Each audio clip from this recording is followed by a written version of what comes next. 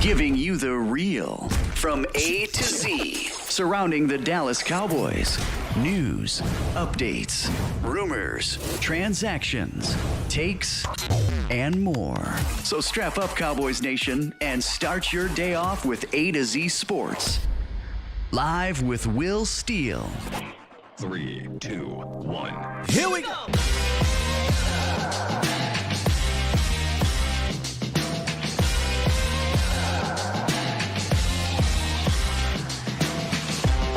Good morning, good people, and happy Friday. Welcome to A to Z Sports Live, presented by the Cock and Firm in Boston Scientific. I am your host, Will Skywalker Steele. Boom! Love Fridays. Got a Friday, got the Cowboys playing on Monday, so that means we get to chill on Sunday. Coming up, we're going to talk about 3 X factors that I think can help blow this game out the water. I'm not talking about helping the Cowboys win. I'm talking about if these things hit, if these 3 guys hit, Dallas should walk away with a blowout, Cowboys Nation. In the roundup, we're going to talk about the first injury report that came out for both teams. And we might have a inside track to what they really want to do with Tyler Smith. I think it's pretty obvious at this point, given what they're going to do with the other big fella. So we'll talk about that. Plus, later on in the show, my guy, Authentic, a New York Giants content creator, will be calling in, and we're going to chop it up about the game this week between the Cowboys and the Giants. Very good content creator, so make sure y'all stick around for that. He'll give us a little bit of insight on his New York Giants. But what's good, Bomb Squad?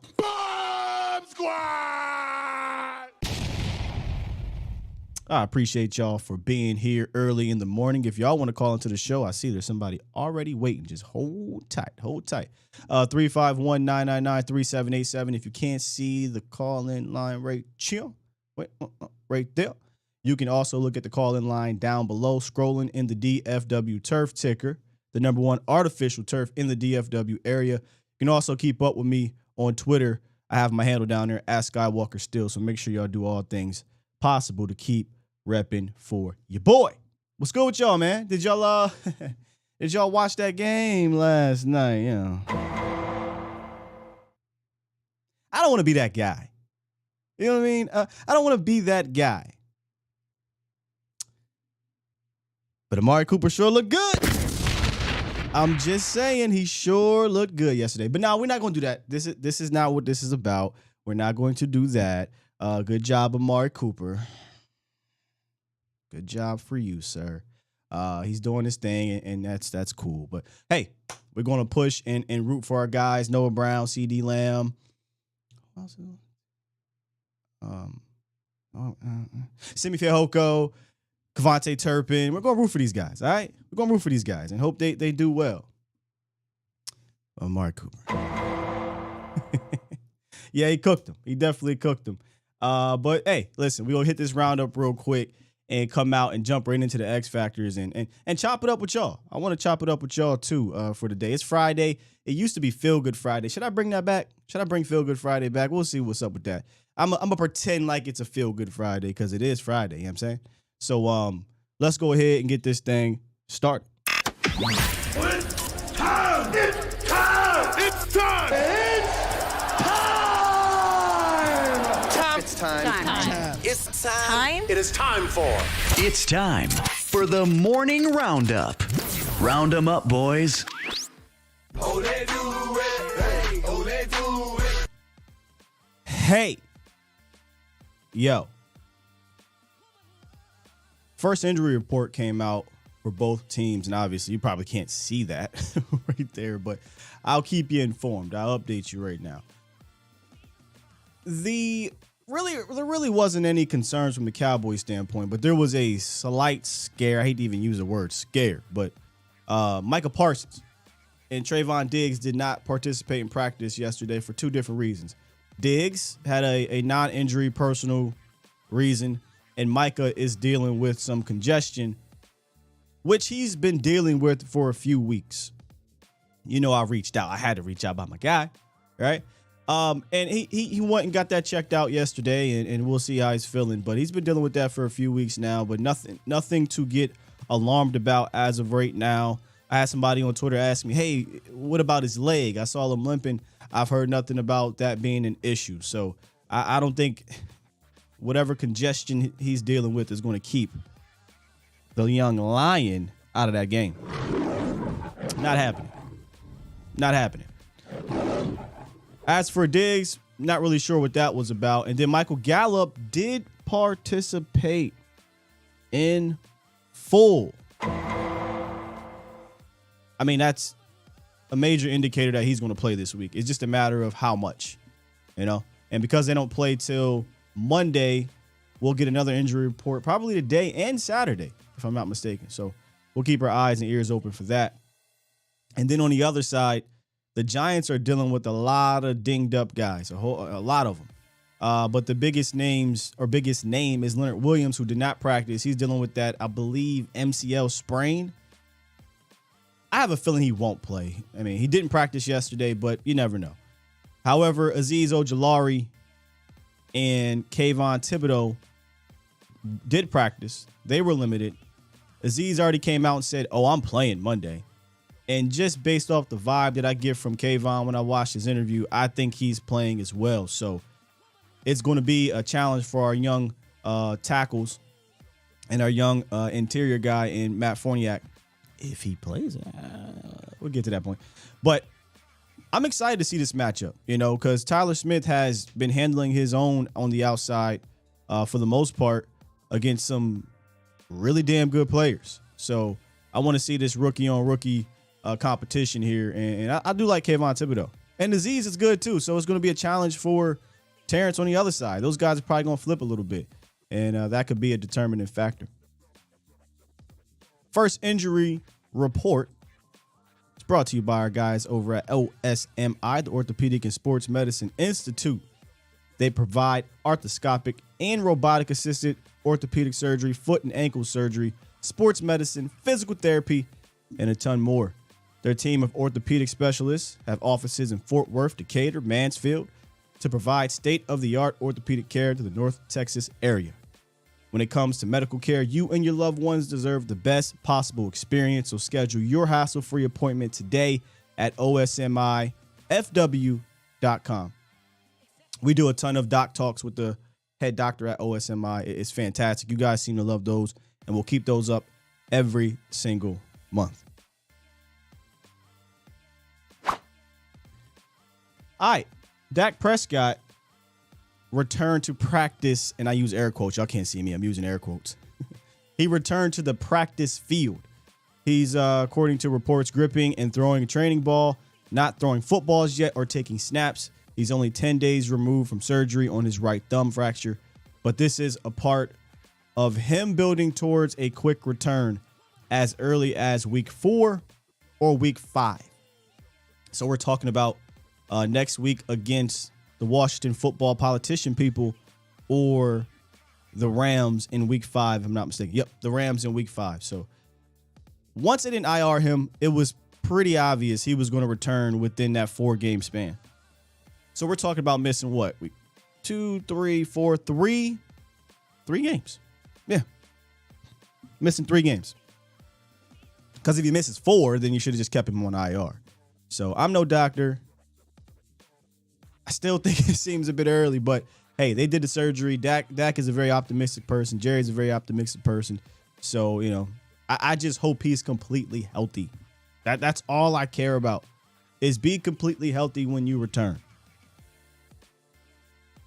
That's it. I don't want you to rush back. We've seen this happen across the league. We've seen this happen in Dallas when you rush back. I watched Tony break his dang. I didn't tell you about that story, man. I bought tickets to the game after Tony Romo broke his collarbone, but I bought them before. I tried to sell them, damn. I was so mad. But, my fandom said, nah, just keep them. Let's just go.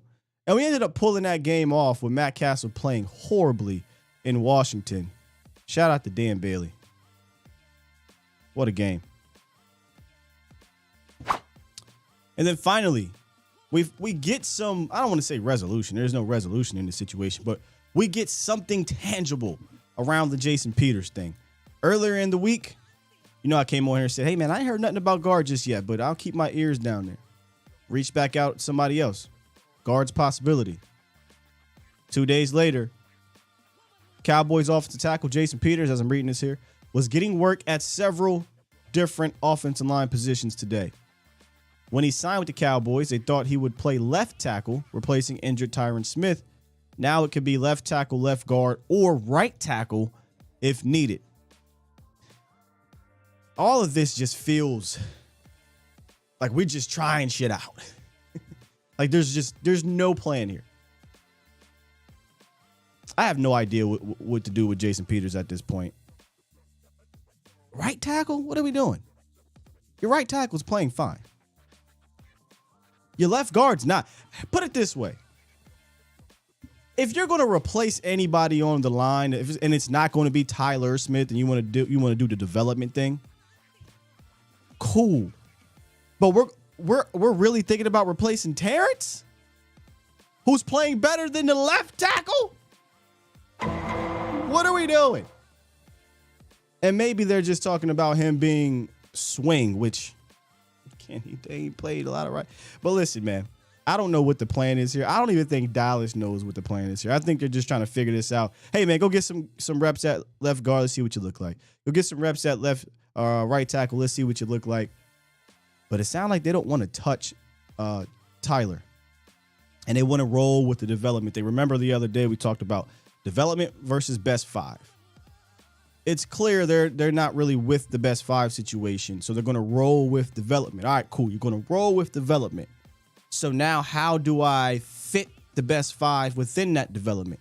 The last thing you want to do is try to put a square peg in a round hole. I hope that's not what we're doing with our guy, Jason Peters. So that's the morning roundup, Cowboys Nation. Let's hit the phone line, see what you guys got to say. Let's hit the chat, see what you guys got to say. Let's get to James, the truck driver. What's goody, man? How you doing, bro? I'm doing good. How you? Man, I'm here, man. I'm just pulling in the yard. I feel wonderful. Well, listen, be safe. Are you pulling in the yard to start your day, or are you done? No, to end the day, to end the night. End your day. It's Yes, Friday. I don't know if you got paid. Man, I got to feel good. Yeah, I get paid on Wednesdays. That's a good thing. Yeah, I got a couple of things, man. I ain't gonna hold you long. Jason Peters, he's a left tackle. What the hell are y'all doing? This cannot be coming from the coach. I don't think Coach Philbin is that out of it that he would even be trying to play with this thing. They saw what we went through last year. Man, he's a left tackle. Put that man at left tackle. Put Tyler. Say, look, Tyler, look, we know that you can play tackle. This year we're going to have you play guard. Put that man at left tackle and let it roll like that. If Peters get injured, then you know you have a left tackle at your guard spot. Don't play with it. All right, that's number one.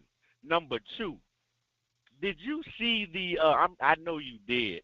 Did you see the video or the interview or whatever you want to call it that Jerry did with the people yesterday about Dak and Cooper Rush? Did you see that? I mean, it's almost like I couldn't unsee it. It's everywhere on social media. Yeah. Man, this is so crazy. Only in Dallas. Now you saying that this guy is your franchise quarterback, but yet and still you want to put out Dak into the air, and now you got to look at Dak when you see him, knowing that you said what you said. I just don't get Jerry Jones at all. What are you doing? What are you trying to do James, to this man confidence? You get Jerry Jones. We all we get Jerry Jones. We know what this was about. Jerry, what Jerry was saying, I get what he was saying. But of course, Jerry's going to put his own, he's going to sprinkle a little Jerry stuff on there, because if you guys remember a few weeks ago, if they're writing about us, if we're headlining, if we're on all the newspapers and the airwaves, we're doing our job. That's Jerry doing what he believes is the number one thing here in Dallas and getting people to talk about him. That's what he said. So, it's embarrassing because no other owner is doing these things. There's nothing good that comes out of this. But does this shock me? This is Jerry Jones we're talking about here. This doesn't shock me. It's fluff. Yeah. It's good for the content. I don't do fluff stuff, but it's good for people who do. It's good for the big letter networks and things like that. But this to me is nothing, because I don't ever care about what Jerry has to say. That's just me here. I don't need Jerry's quotes to carry a show. I stopped listening to that man years ago. Yeah. I guess you have to look at it that way. However, I'm going to say this. I think Dak really, I don't know who his quarterback coach is, but I think Dak needs Nussmeier. Okay. Yeah. Nussmeier, I'm talking to you now. Now, if you look at film on Dak, one thing that Dak does that he really needs to improve on, he needs to get the ball out of his hands faster so that them receivers can run when they catch the ball. Don't wait until the receiver is open. Throw that thing. If y'all run this options receivers, whatever the offense, if you know where the receiver is going to break, see what you just said. You don't have to wait. You don't. Go ahead. You can't use the term option and then get the ball out quick when you have receivers who don't have chemistry with you. That's an oxymoron. If you're talking about slants, if you're talking about tunnel screens, if you're talking about skinny post or something like that, sure. But when you're talking about option routes, you didn't hear what Coach McCarthy said? He's like, option routes, you got to wait for the guy to decide what he's going to do. It's not really in the quarterback's hands. It's in the receiver's hands. And if they don't have that chemistry, he came out and flat out told you, I don't like option routes. You only do option routes with maybe one guy on a team. He said this is the most option route aggressive offense he's ever been a part of. And I could have sworn we did a breakdown on why this offense, the quarterbacks hold the ball a tick longer. Because the routes are designed to go from top to bottom. Go look at your route progressions. None of these things are just quick slants or quick outs or anything like that. They have to go through the progression. And unlike other teams, which we'll break down a little bit today, where they use their running backs out the backfield for quick dump offs purposefully, which makes your clock go a bit quicker, we don't really do that. Our running backs are just kind of your last resort outlet. So, sure, does he got to get the ball out quicker? Sure, if you want him to just throw it and hope like hell the wide receiver is going to be where you want him to be. You're right. And you know what? Since you said that, I agree with you 100%. You're right about that. So let me tell you this. If we did more West Coast things, I 100% feel like you would see the ball come out a bit quicker because it's more of a timing-based offense from 1, 2, 3, slant. 1, 2, 3, dig in, dig out. 1, 2, 3, curl. We asked at least, Dennis Houston, Noah Brown, Simi Fehoko. Don't get it twisted. CD Lamb has not been on the same page with this offense for 3 years either. So CD Lamb and these guys to be where they're supposed to be. You know the one person that you could trust to do that down in and down out? Amari Cooper. Yeah. Because you, as a receiver in this offense, you got to be able to read the defense. And from reading the defense, you got to read it quickly. I mean, you would want to read it quickly because the quicker you read it, the quicker you can get into your quote unquote option route. Am I correct in saying that? Sure. And you also have to do what Kellen did last game. When you know teams are going to switch it up on you and drop more in coverage, you need to send more out on routes. And I thought that was a great adjustment. We'll see if the Giants do that. I personally don't know. I don't think the Giants are going to play a lot of that type of zone. They're not a sit back and just sit in zone all day type of team. They're going to try to come after the opponent, and they're going to do it in a manner where they'll do a cover zero type of look, but they'll also do some zone blitzes. So, but if they end up dropping 7 or 8 in coverage, we need to send out 4 and 5. We can't send out 2 and 3. Or you're just asking for a recipe for disaster. Right.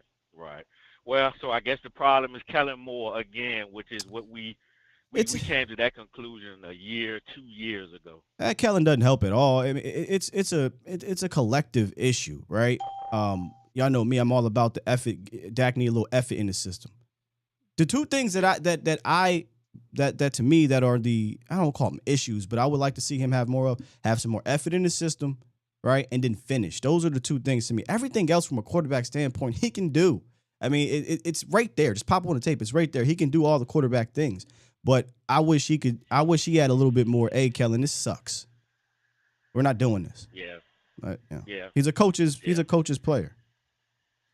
Yeah. And I'm gonna land the plane with this, and I'm gonna let you go. I just want to say, Brett Favre, you are a slime ball. I don't hear too many people talking about it, but I just wanted to throw that in the air to all the people that live in Mississippi, that lives in his area or wherever it's affecting them by what he did. You are a slime ball. I don't care if you gave the money back. You are a slime ball for even having that thought. And Sky, you have a good weekend, bro, and I'm gonna take it off the air. My man, appreciate you. Yeah, I have I appreciate you. No respect for Brett Favre for a number of different reasons. For a number. I see my guy Authentics in the building. I sent you a DM. Let me make sure too. Let me see. Oh, you in here early. All right, let's do that. Go ahead and do this thing then. Let's go ahead and do this thing then. Hey, Cowboys Nation, I want y'all to welcome a New York Giants creator, very fantastic creator, by the way, content creator, Mr. Authentic. What's good, bro? Hey, what's going on, Scott? How you feeling, man? I am doing fantastic, man. Excited for this game. Excited to kind of break it down a little bit with you, man. Let me just ask you from a Giants fan standpoint, what's the vibes going into this game? Y'all 2-0. Y'all feeling good this year? I mean, I'd say half the fan base is feeling good right now, 2-0 for sure, and others are a bit skeptical because a lot of it looks a lot, the same as last year does, except the major difference here is that the Giants are actually winning games. So I know all fans are happy about the 2-0 record. But I think the elephant in the room with the Giants is the quarterback position. Yeah, but hey, listen, at least you want to learn how to win games as opposed to learn how to lose them. It seems like that's what you guys were doing over the last, I don't know how many years under multiple head coaches. So I've always thought Brian DeBall was going to come in there and change the culture. Is that happening from a person who has a bird's eye view of the situation? Yeah, I would definitely say Brian Dable's bringing in that culture from Buffalo. You start in the sense that there's a major competition right now in that wide receiver room for sure. You're seeing guys that, it's kind of interesting, too, to see a $74 million wide receiver sitting on the bench, only getting 2 snaps in last week's game. So I do think he's instilling his culture and his vibe. But it is difficult to tell, this early on in the season because I know most Giants fans are familiar with what happened with Joe Judge. The first year, it was all peaches and cream. Everybody thought we were on our way up with that 6-10 record. And, in 1 year, it really spiraled out of control on him very fast. And the main thing people were blaming was the culture in the locker room. But Brian Dable, so far, so good. And Joe Shane is the general manager. They seem to be a really good tandem so far for the Giants. Yeah, I remember when you guys were hiring, your front office people and your coaches, I just kept looking over, right? Joe Shane came from, Kansas City? The Kansas City was Buffalo. Mike Kafka, Buffalo. So you got Yep. Joe Shane from Buffalo. I'm like, oh, that's a good damn hire. Then you get Brian, is it Dable? I always get his name wrong. Yep. Brian Dable from Brian Buffalo. Dable. I'm like, man, that's a good hire. Then you hired my guy, Wink Martindale. I got pissed off when y'all did that because the guy y'all had before, he was a fine defense coordinator, but Wink over the last half decade or so really made that Baltimore defense go. Are the fans, is the organization excited about this defense and seeing what they've done without your 2 best pass rushers on the team? Definitely. That's something that wouldn't have happened under our last regime. That was Patrick Graham was the defensive coordinator from before, who he did a pretty decent job. But I think Giants fans, the frustration was late in games, either trailing by just a few points or, leading the game by a few points. You get a very soft zone defense late in the game. Now, anybody familiar with Wink Martindale, they know what's up with Wink. Wink's the kind of guy, he likes to bring the pressure, especially when he's strapped with personnel. And that's been the case here the first 2 weeks with the Giants. For me, Wink Martindale, I'd give him the MVP ball for both games. I mean, I don't think you win either one of those games. Week 1 against the Titans, we managed to stop Derrick Henry to just over 80 yards, or over 20 carries as well. So we know with Derrick Henry, that's definitely a win right there. And then last week against the Carolina Panthers, in both games, the offense struggling to come out the gate and put up points on the board. In both games, they only put up 6 against the Panthers, 0 in the first half against the Titans. And you see us just relying on that defense. And I think that's just going to be the question. Right now, Giants fans are not worried about the defense. We feel that the defense is going to handle business no matter what. Wink Martindale is going to put people in position to make plays. But the offense is going to be that major issue is, can they score enough points to compete with teams after our defense is holding people down? Yeah, when I went and was studying your first 2 games offensively, I came away with, okay, I see the Mike Kafka, interrogate the situation there. I see the Brian Daboll, and he's bringing some of that Buffalo stuff over. But the quarterback doesn't seem to have improved. Like, there's a lot of pre-snap motion. I feel like they're kind of scheming guys open a little bit here and there. And then I noticed yesterday something that was Dan Orlovsky. Dan Orlovsky did a fantastic breakdown of something that I picked up as well. Daniel Jones seems to get locked into either one side or one thing, whether that be running or one receiver or one side of the field, and he's missing things. Has his eyes gotten worse than previously, or is this something that he's been doing his entire career over there in New York? I'd say, not his entire career. Daniel Jones comes out as a rookie. Things look really up. He's playing very loose, but in return, ton of turnovers that first year as a rookie. Daniel Jones had 11 fumbles that first year. Six of them 11 fumbles were scooping scores for the other team. So we know that these are mostly blindside hits. They did a fair job of addressing the offensive line here. Drafting Evan Neal. They brought in a couple of, swing pieces as well. We drafted, what's my homie's name out of North Carolina? His name is kind of missing me right now. Joshua Ezedu, that's right. And they're kind of using him as like a backup at every position right now. So I'd say the offensive line has improved, which we expected Daniel to be more comfortable. In Giants Nation, a lot of people blamed what happened with Daniel Jones on Joe Judge and Jason Garrett. They complained about a vanilla scheme. They complained about, lack of creativity. And then we get the offensive coordinator that we know is creative this year, Brian Daboll. And I don't want to jump the gun. We're only 2 games in, so I am going to give him his fair shake here. But, it just seems a lot like last year and the year before. Daniel Jones right now, QBR is very low. He's in the bottom 5 of the NFL right now as far as starters. We're 31st in passing yards. He's 23rd in yards per attempt. So for me, we wanted to see that step. And I just can't recall a time when a quarterback has been coddled like this in all of NFL history, to be honest, where a guy just seems to be getting so many chances. And, yeah, he's been thrown in a difficult situation. But I'd say for me, when using the eye test, he's not getting over that hump quite yet. We're not winning games yet because of the quarterback. And, when it comes time, this guy's in his 4th year here. And they declined his 5th-year option and all that. So when it comes time for next year, even if he does play well, he's going to have to play lights-out football to even consider the Giants, franchise tagging him or anything like that. I mean, you guys dealt with it with Dak Prescott, who I thought was playing high-level football. And when you get a guy like that late in the draft and he balls out for you like that, then you owe him the money in a way. Whereas with Daniel Jones, I think a lot of Giants fans are kind of pumping the brakes and just waiting to see what he can do. But I'd say it might be a little bit too late at this point. But I do think we can win games with Daniel Jones at quarterback. It'll just be very game management style.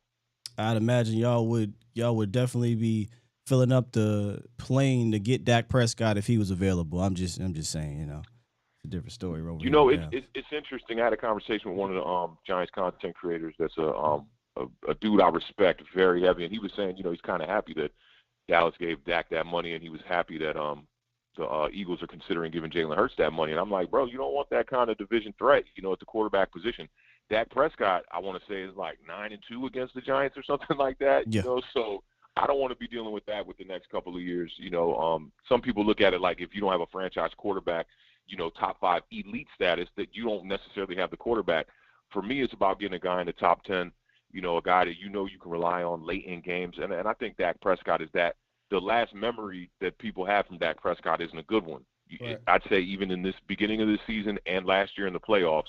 But, I thought that he was thrown into a hot situation there, and then a lot was put on him. And a lot is put on him this year as well. You remove his number one wide receiver, Amari Cooper.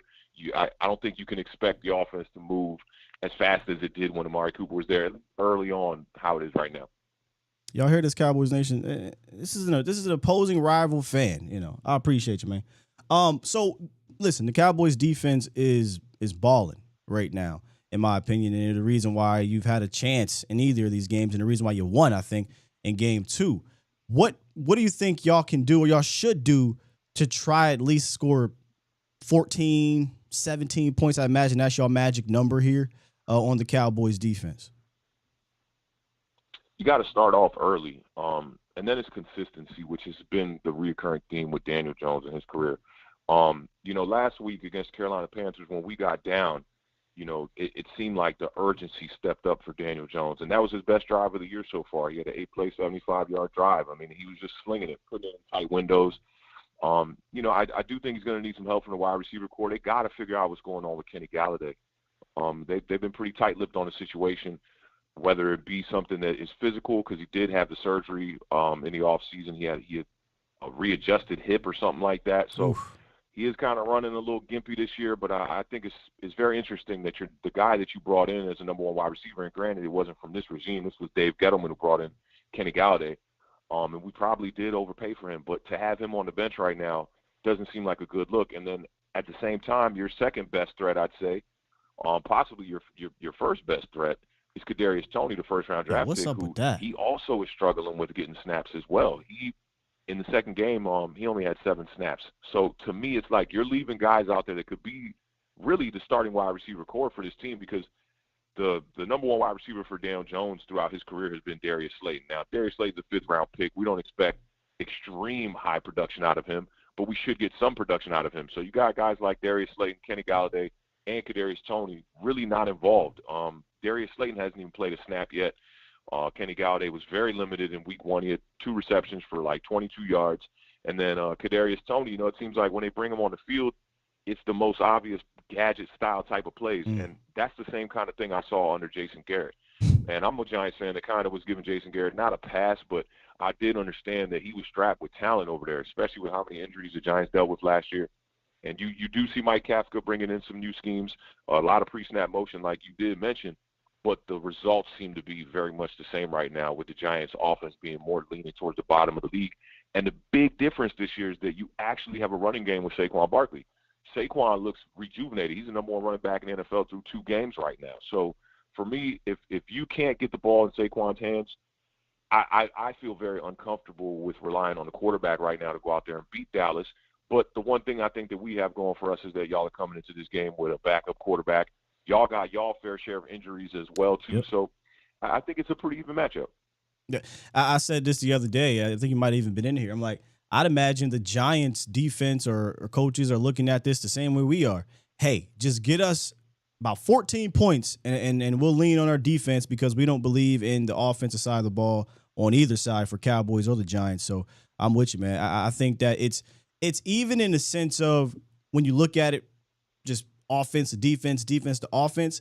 But then when I go dive in a little bit more, I think the Cowboys defense has a chance to really put this thing away. And then there's another aspect to this thing, special teams. But what's your prediction here for week 3? I think it's going to be a really tight game. Both teams are scratching for a win here for sure. Dallas, second week, very improved. I think that Cooper Rush came out there and surprised a lot of people. That first drive, I was like, oh, this dude is about business, So for me, I just think whoever can establish the run in this game first, that's who's going to win this game. Defensively, I think you guys are going to have a better shot at getting after the quarterback. We got Kayvon Thibodeau is supposed to be back for this game, and then Azeez Ojulari. Those are both our starting edge rushers. They're both supposed to be back this game. I hope that helps us out with putting a little bit more pressure on the quarterback. I am worried about Zeke. He's definitely been – his last 100-yard game came against the Giants in last October. So I'm definitely worried about that, and Pollard as well. I think we can contain y'all to be a tight game. I think it could go either way, man. Score prediction-wise, I got to go with my squad. We've been 2-0, so I got to keep that momentum going. I'm going to go 2017 for the Giants. 2017 Giants. Hey, Authentic, man, you do fantastic work. Let them know where they can find you. And was Authentic in the Beard. Let them know where they can find your work at, man. Definitely, man. I appreciate you having me on the show again, man. I definitely admire the production value and the knowledge you're dropping on here. It reminds me of what we do at our show. You know, I'm all about bringing value to the community for the NFC East, most importantly the New York Giants.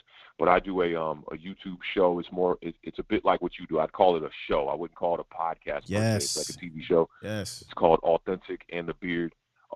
It's spelled AWTHENTIK. So don't get too lost in the YouTube algorithm. We do shows 4 days a week. We do a show on Monday called The Giant Overreaction, where I just kind of like dive into what's happening on social media and in national media with the Giants. And then Tuesday and Thursdays, we do basic preview and recap shows. And then I do a fantasy show Sunday mornings at 11 a.m. Eastern Standard Time. That one's called The Parlay. But, yeah, definitely check me out, man. You know I'm a big fan of yours, and I definitely appreciate you, man, sharing the platform today with me and, just let me get some thoughts off. No, I appreciate you joining me this morning, man, and continue the great work that you and the Beard do. I'll definitely continue to check you out and appreciate your support from my end, man. Real rap. You dropped a lot of knowledge. You drop a lot of knowledge. So make sure y'all please go over there. Authentic and the Beard, about 4 times a week. They drop NFC East roundtables or roundups, I should call it. And some good stuff, man. Thanks, bro. Thank you, man. Appreciate you, fam. Yes, sir. That was Authentic from Authentic and the Beard Cowboys Nation. Do me a favor. If y'all enjoyed that, drop some fire emojis in the chat. He knows what we're talking about. He knows his stuff, and not just about the Giants, honestly. I might bring him back on here when we play the Eagles or we play Washington football people. His co-host, I should say, is a Washington politician fan. I always call him politician, but he's a Washington football person fan. But that 20-17, I don't know about all that now. I don't know about all that. Man, 20 points? Tom Brady scored 19. Joe Burrow scored 17. Daniel Jones. All right, Authentic. But I feel him. It's my squad. We 2-0. I can dig it, man. All right, here's what we're gonna do. Let me get to my first X Factor of the day. My first X Factor. Appreciate that, Patel. That was off the cuff. I didn't have any questions ready for Authentic, man. I just wanted to be authentic. Yeah. Just want to be authentic with it, man. I like his vibe. Let's get to the first X Factor here. It's going to be a repeat of my X Factor from week 1, but maybe for a slightly different reason. Not really, but Kevontae Turpin. All right, now we're in week 3. And when I say Kevontae Turpin, I'm really talking about the wide receiver Kevontae Turpin. Not necessarily the returner, but don't ignore that aspect of it. From a wide receiver standpoint, he played in 2 snaps, week 1. Week 2, that went up, 5 snaps. From a touch standpoint, week 1, 0. Week 2, that went up to 1. But when Coach was talking about Kevontae Turpin, I told y'all yesterday, I just felt like there was something about how he said what he said about him when he was like, oh, hey, but we're not going to do that again with Kevontae Turpin, meaning, oh, expect to see some more Kevontae Turpin, and I think you should. Because as good as the Giants' defense has been and as aggressive as they are susceptible to the big play. They've given up the most big plays in the league over the 2-week span. And I think it has a lot to do with them being aggressive. I do. This is very much a X's and O's rather than a Jimmy and Joe's type of defense. And that's all fine and dandy for the most part, but the minute you kind of go up against, and we don't have that type of firepower, but I feel like the minute you do go up against that type of firepower, it may be an issue. For instance, if this was the Cowboys' offensive last year coming into this game, oh, this would be money. Cowboys eat up the blitz. The Cowboys had the weapons and all the game plan. The first half of the year was all for that. They welcomed it. So I think Kevontae Turpin can be a guy that gets you some big plays downfield. I just want to see him used that way. Authentic talk about when they bring in Kadarius Toney. It's an obvious gadget play. That's kind of how we're using Turpin. An obvious gadget play. No. Send him down the field. Get him on some over routes. Get him on some crossers, some meshes. Let the defenders get lost in the sauce, and all he needs is an inch, and he'll take a mile. Got to involve him as a wide receiver. Now, even if they don't involve him as a wide receiver, I think he can get off from a special team standpoint. The Giants give up the third most punt return yards in the NFL over the first 2 weeks. The third most. They also give up the sixth most kickoff return yards. And we saw last week, Kevontae Turpin is getting close. He had two major returns. Those two returns, in my opinion, were unsung hero type of plays. End of the half, 20-yard return, puts you in field goal range. End of the game, his 14-yard return gives you a much better shot at getting into field goal. You only needed like 25 yards to get into Brett Maher range. They end up getting 33. So I think if he hits really on just one of these things, I'm not really asking Kevontae Turpin to hit on both of these as a receiver and as a return specialist. But if he hits on one of these things, I think this can help get ahead. And if you get ahead, that means you can pin your ears back, and you can go get Daniel Jones. But if he hits on both of these things, I personally think you can just blow this game out the water. Because that means you're getting either a return for a touchdown or a huge return, and he's taking one to the crib from a wide receiver standpoint, but they got to use him that way. So Kevontae Turpin is my first X factor in this week's game, which this may be a reoccurring theme, right? Like, he is that type of player. He is the definition of an X factor if you allow him to do so. He's a definition. Let me get to a couple super chats before I get back to the phone lines. Jay Versick, appreciate you, dog. He said, I'm just dropping this super chat. Super chat. Where'd you get that hoodie from? Let me think about that. I kind of forget. I got you, though, Jay Versick. Hold tight. Super chat. Hey, Ron, with the $10 donation. Appreciate you. He says, Sky, Eagle fans were celebrating that Aziz and KT are playing against the Cowboys Monday night. Why are they so obsessed with us? I always said they'd rather have Cowboys loss than Eagles win.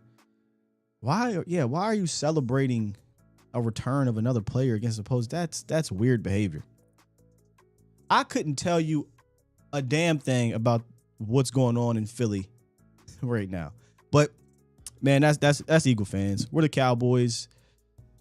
I'm numb to that. I grew up right outside of Philly, NPA, dealing with Eagle fans. So this stuff to me is light work. That's numb. I'm numb to it, bro.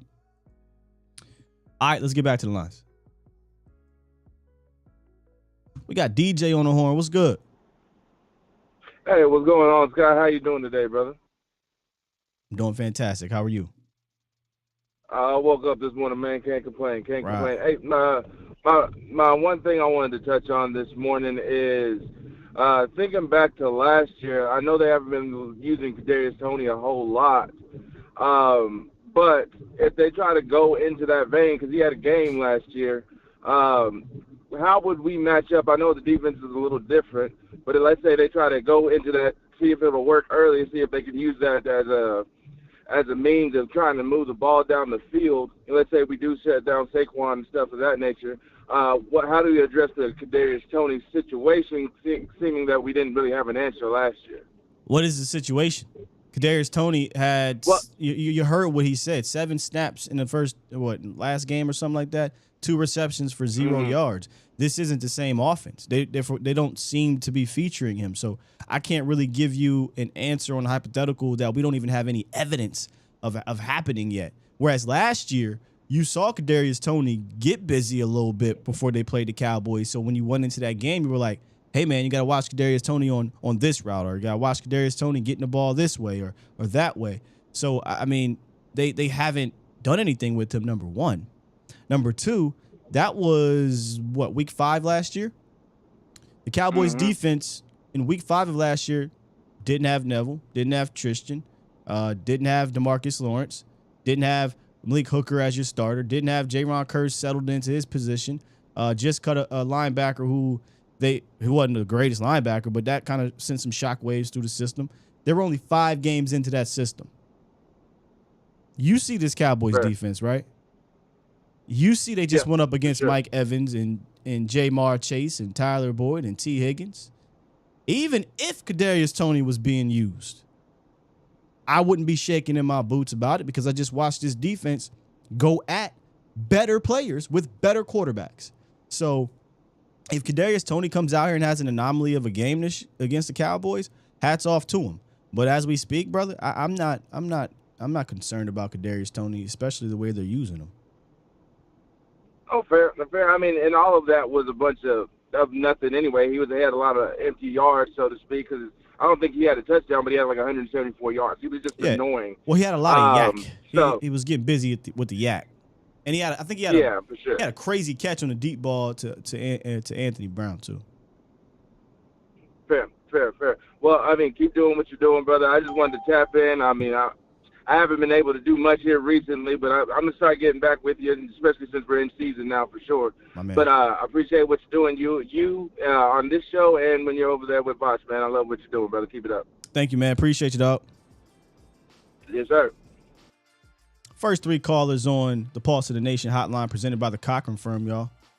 Since 2005, the Cochran Firm of Texas has served the DFW area community, headlined by our guys Brian Pope and Larry Taylor. 2 amazing gentlemen, 2 gentlemen that will fight for you. I promise you, if I got anything that I need, whether it be legal advice, whether it be civil cases, whether it be somebody out on the road that just hit me because it is Texas, it is Dallas, y'all can't drive around this, man. I can tell you that. I'm going to hit up the Cochran Firm. I'm going to holler at my guy Larry and Brian. They're going to fight for you. And they handle all of their civil cases on a contingent fee basis, meaning if there is no financial recovery, they charge no fee. So contact 1-800-THE-FIRM, which I got to get that drop. 1-800-THE-FIRM or schedule your free consultation today at CochranTexas.com. Let's get one more up in here before I get to my second one. Somebody I ain't talked to in a long time. D Schiff. What's good, man?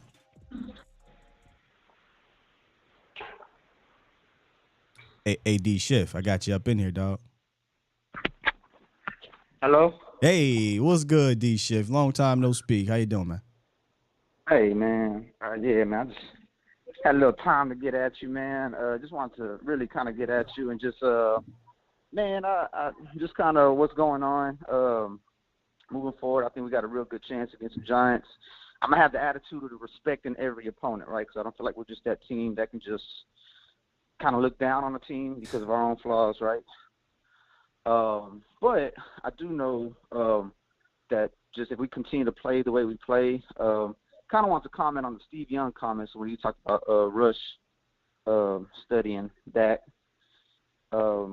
Basically, I think I took it as far as, like, you know, things to be taken out of context, right? And if you kind of compare a grade or you say it seems egregious, but I think all he was trying to say is when you come back, like, go back to that game manager. You know what I mean? Like, don't try to do everything. I think that's all he was trying to say. I don't think he was saying that Dak needs to study Cooper. It's just more of a matter of. I mean, that's what he said, but I really don't care about what Steve Young had to say in regards to that situation. It's another one of those things where, hey, man, you're on TV. What? If you mention Dallas Cowboys, if you mention something controversial, it works. I don't even think that was anything. I don't know. I didn't really get hit in that nerve. Like I said, it was just a matter of, like, just pulling back. Pull back, manage the game a little more. Don't feel like you got to put it all on your shoulders. That's kind of the way I took it. But, I mean, I can understand if, you know, with the the narrative and all that, how people would take it that way, right? So it is what it is. Also, I think like I said, our defense is going to be good enough to kind of keep us afloat. Playing kind of subpar offenses, I think they're showing that they can do very well against high caliber kind of offenses. So I think just playing a subpar offense, they'll give us a chance, an opportunity to make those offenses make mistakes, to keep your short field position and keep everything manageable for Cooper.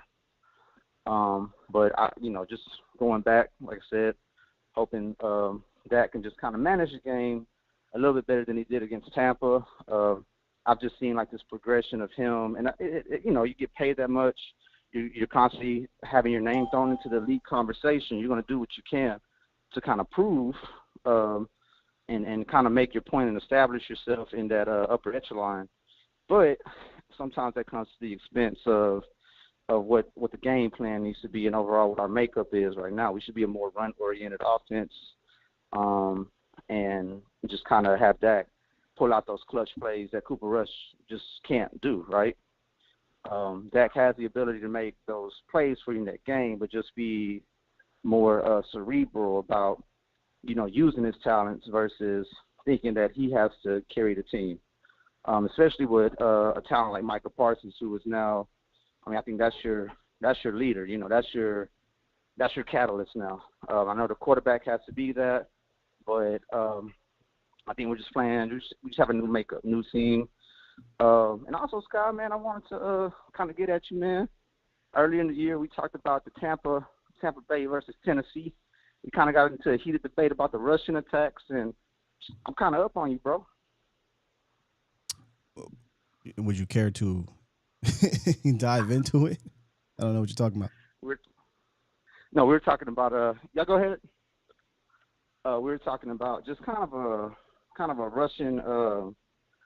We're kind of talking about the top 5 teams that should concern us about the rushing. Oh, the top 5. What I say? Top 5 rushing opponents going into the season. Yeah. Yes. So what about it? Yes. And then I kind of mentioned Tampa, and you kind of flamed me, bro. But I think Tampa is Leonard Fournette. He got a little big, but he's kind of using that big body a little bit. And I think that's just all predicated to the way Tampa needs to play.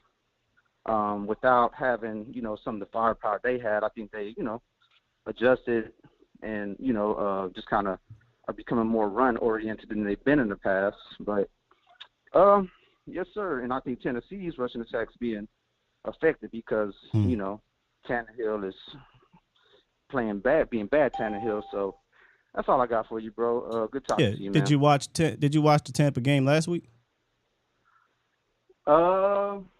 Yes and no. You didn't watch. I was watching it. You didn't watch. But I can. But one thing I can say is that you didn't watch. The Saints, they okay. got a real good defense. No, I watched it. I was sitting down watching it. I was watching Tampa, New Orleans, and how did Leonard Fournette do? Huh? How did Leonard Fournette do? Huh? How did Leonard Fournette do?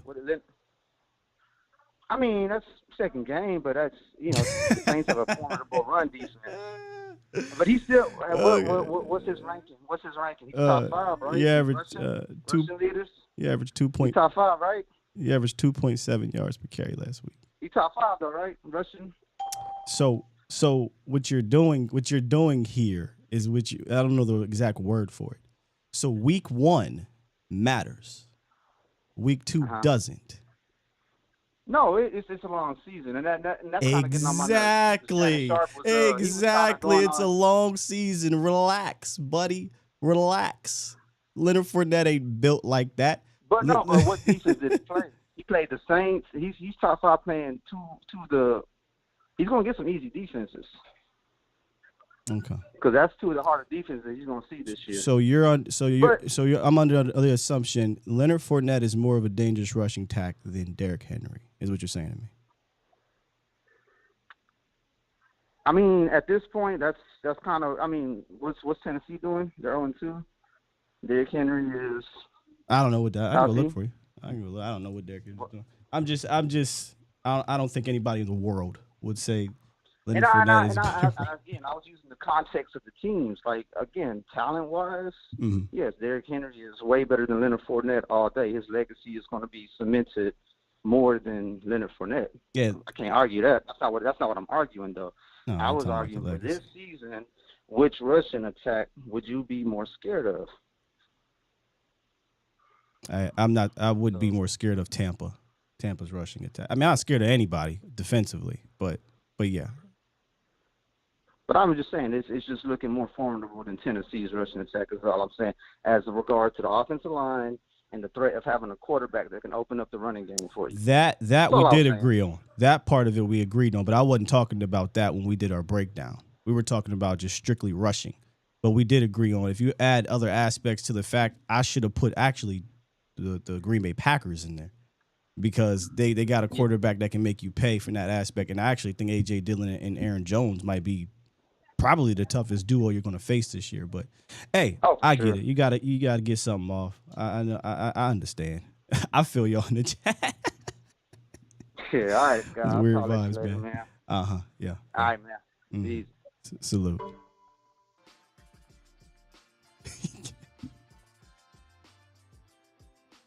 This is what y'all do.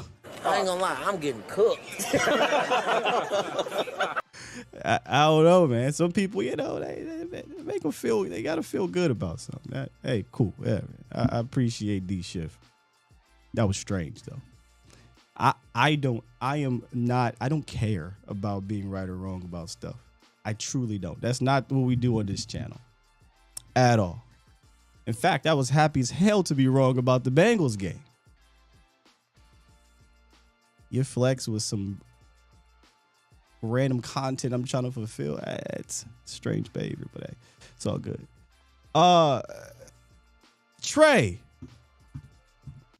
I definitely went and looked at this. So you got to explain to me, Trey, what's going on with these phones here, man? Look, man. That ain't even why I called. But, what's up, dude? I thought you was calling about the phone. I was calling about I don't really hear people talking about the loss of J-Ron Curse, man. I really want you to briefly touch on like if you felt that in the Cincy game, like the loss of a Curse. Did you? Huh? Did you feel it? I didn't feel it. I mean, nah. Like that's why I'm like, damn, I might be tripping, but nah, I ain't feel it at all. Nope. So, I mean, maybe Wilson just man. Listen, man. Listen, I love Dono. I thought Dono could have done similar things that J-Ron Curse did, but Donovan Wilson just gets hurt, and he got hurt.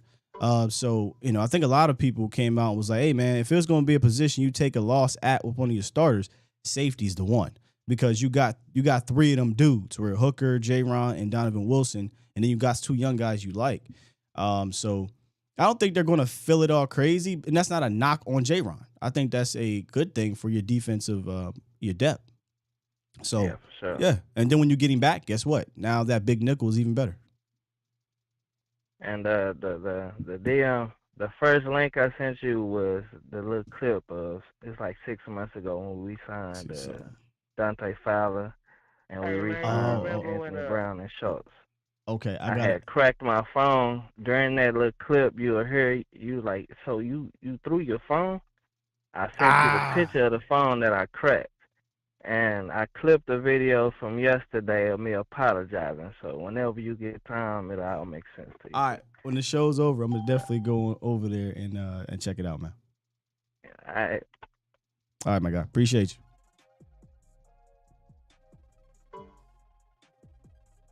All right, let's get to what the callers. We still got a lot of callers.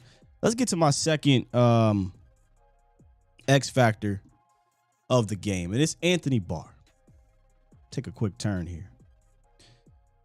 Listen, you're going into a game where you heard authentic. We know about Daniel Jones. I would be shocked if Daniel Jones just goes out there and he's just throwing the ball all over the field and he's killing you. I'd be shocked. I don't think that's going to happen. I think what's going to happen is they're going to try to lean on Barkley. And by leaning on Barkley, you're going to need your linebackers to step up. And one of those guys that I thought had a really damn good game last week, maybe underrated last week, was Anthony Barr. 7 tackles, 6 of them were solo. He had 5 stops. It's a lot of stops. and 1 tackle for loss in week 2. And I just think you saw Anthony Barr get more comfortable than he was in week 1. You saw his high IQ on display a lot, man. And one of the things I said when I went back and watched his tape was he was disciplined. He contained well. I think he's seasoned and he shoots.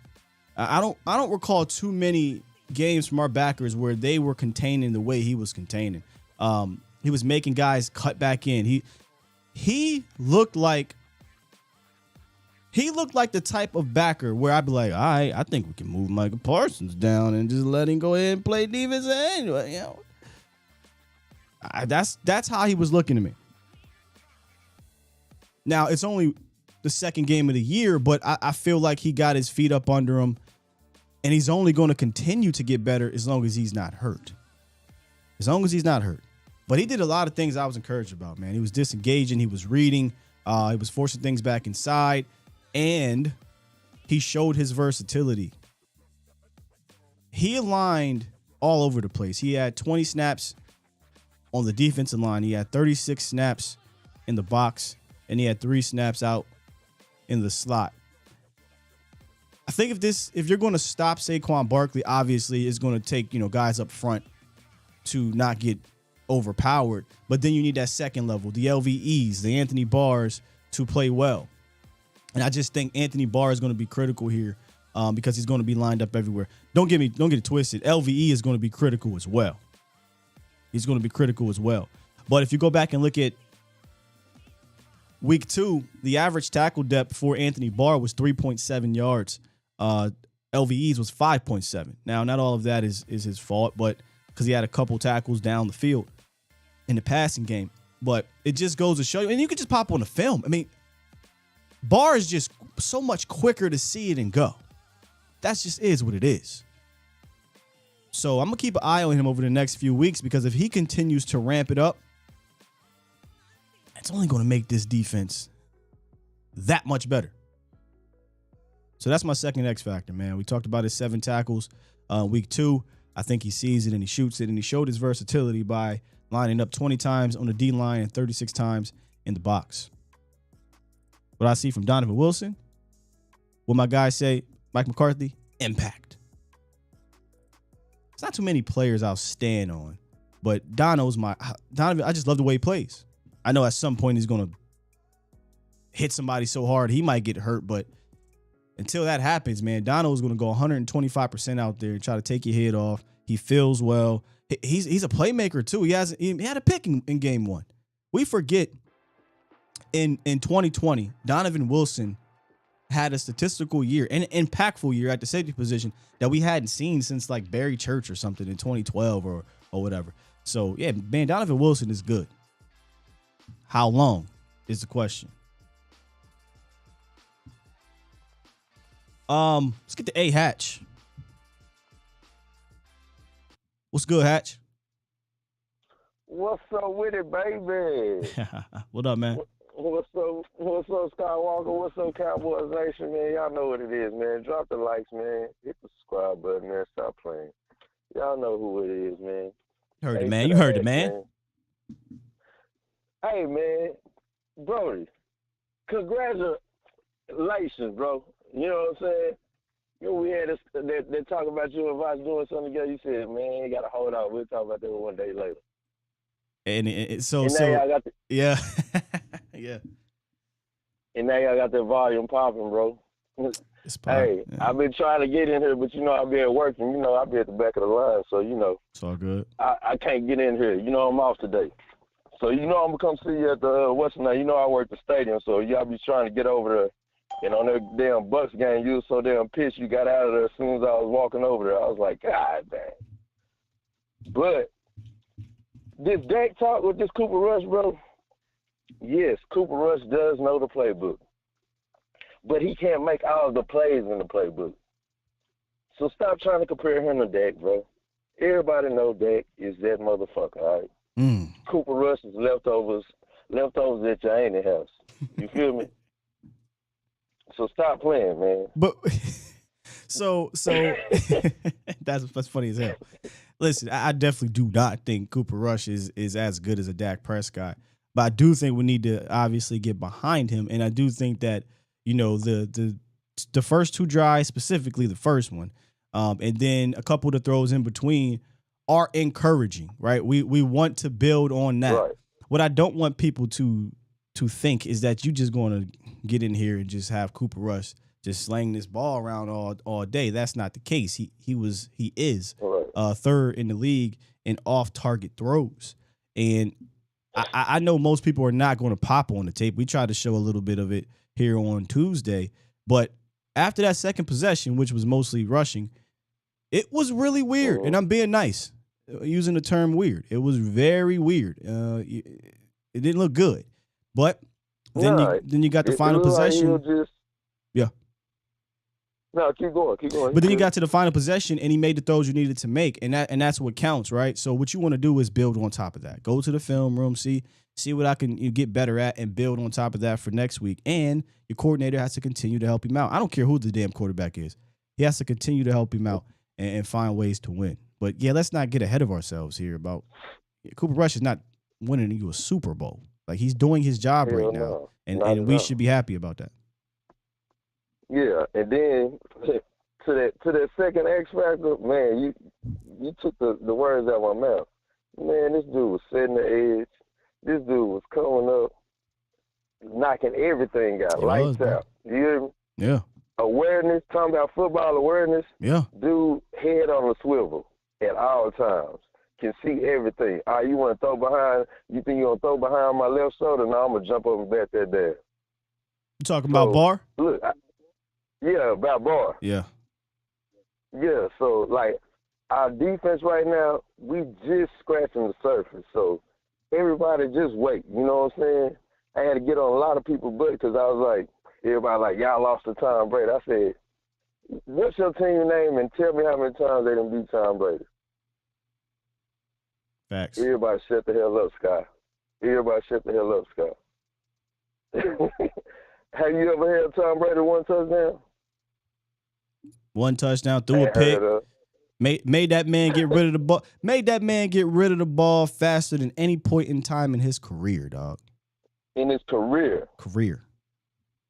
Versus the Ravens, versus everybody he played against, versus Cowboys, the fastest ever.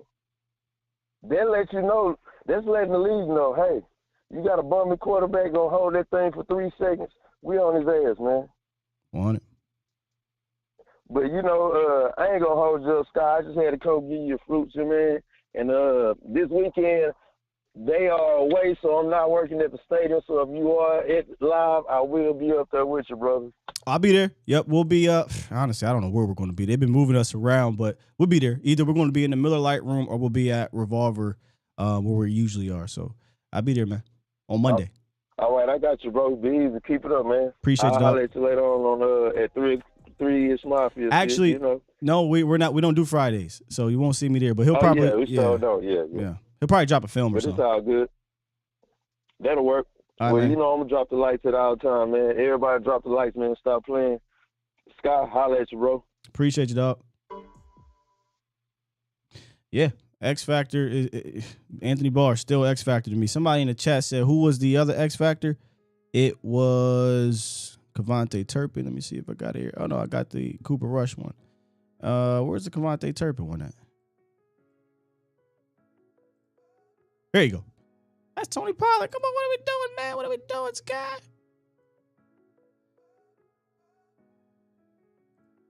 Boom, there he goes. Kevontae Turpin was the first one. I think it was Mario who asked about that. But Cooper Rush, I mean, let's bring him back up. I think I saw dropped 2 super chats up in this thing. Twan. Super chat. First one. What's up, Sky? Just want to say I'm sick. Amari Cooper is amazing. Balling again. Yeah, I'm sick about it too. This year's showing his worth. Watch the Collier film team still doing 8-man box for Zeke. Yeah, when you commit to the run game, teams have to respect it, right? And healthy Zeke is still good. That's the thing about it. Healthy Zeke is still good. If you block it up, Zeke's gonna get you some yards. Super chat. Another one dropped a dub. He said, we talked a few weeks ago about Cooper Rush and his anticipation on throws along with placement looks good. It looks good on certain plays, but again, he's third in the league in off-target throws. Do you see him building upon the next few games until Dak comes back? Rush arm is weak but accurate. Again, this is why I wanted to bring this up. If teams are going to play zone on the Cowboys, I don't give a damn who the quarterback is, whether it's Cooper Rush or Dak Prescott. I think there's a possibility here because one thing that we can all agree on, or at least a lot of people have said, is that Kellen Moore's man concepts work much better. And to be completely honest with you, a wide receiver loves that. I was talking to Jesse about this, and a quarterback loves that. All right, cool. I know I got one-on-one over here. All right, cool. If you blitz, I know you have no help. There's nobody in this area. So, yeah, Cowboys 8-man defenses up last year to the point they made people back up. And so did Cooper Rush, 9 for 10, 109 yards and a touchdown. But when they went and reverted back to the blueprint, the offense struggled. I don't know what more I have to say about it. After the first 2 possessions, the Cowboys went punt, punt, punt, get a 20-yard return, field goal, punt, punt, fumble, punt, field goal. If that's all it takes to feel great, then our expectations are extremely low. Extremely low. So we have to do better offensively. Now, will we need to do better offensively against the Giants? Probably not. I mean, that's no disrespect to the New York Giants. Respectfully, they don't have an offense that shouldn't score a lot of points. But I think when you're going to go up against the next few other opponents like Washington, who does have some weapons, right? The Rams, I think you're going to need to be a little bit better offensively. Where I think he needs to improve upon, again, I don't know if you were here, Twan, when we did the breakdown, is when they did adjust and they went to the zone. One thing that the Cowboys did do, or Kellen Moore, let me give him credit, is he adjusted. He sent out 4 and 5 guys into that zone. Cooper Rush just didn't see them. It just is what it is. There were multiple people open in the zone. Just didn't see them. And when I say adjust, the adjustment was in week 1, we were only sending out 2 or 3 dudes into a sea of 7 or 8. You just can't do that. Not on a consistent basis. So I'm actually looking for Kellen Moore to build upon what he did. And then once they pop that on, I mean, the dude's not dumb. Kellen ain't dumb. Cooper ain't dumb. He's going to be like, oh, that backside's open when they do this. If they do this. Oh, okay. I just got to wait one more tick. CD Lamb, he's open on that 7 route. And I think they can hopefully hit on those things.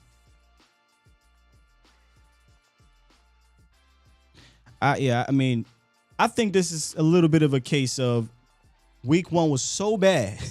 The bar was so low that in week 2, it only took 2 drives. And now, if he went out here and went crazy, sure.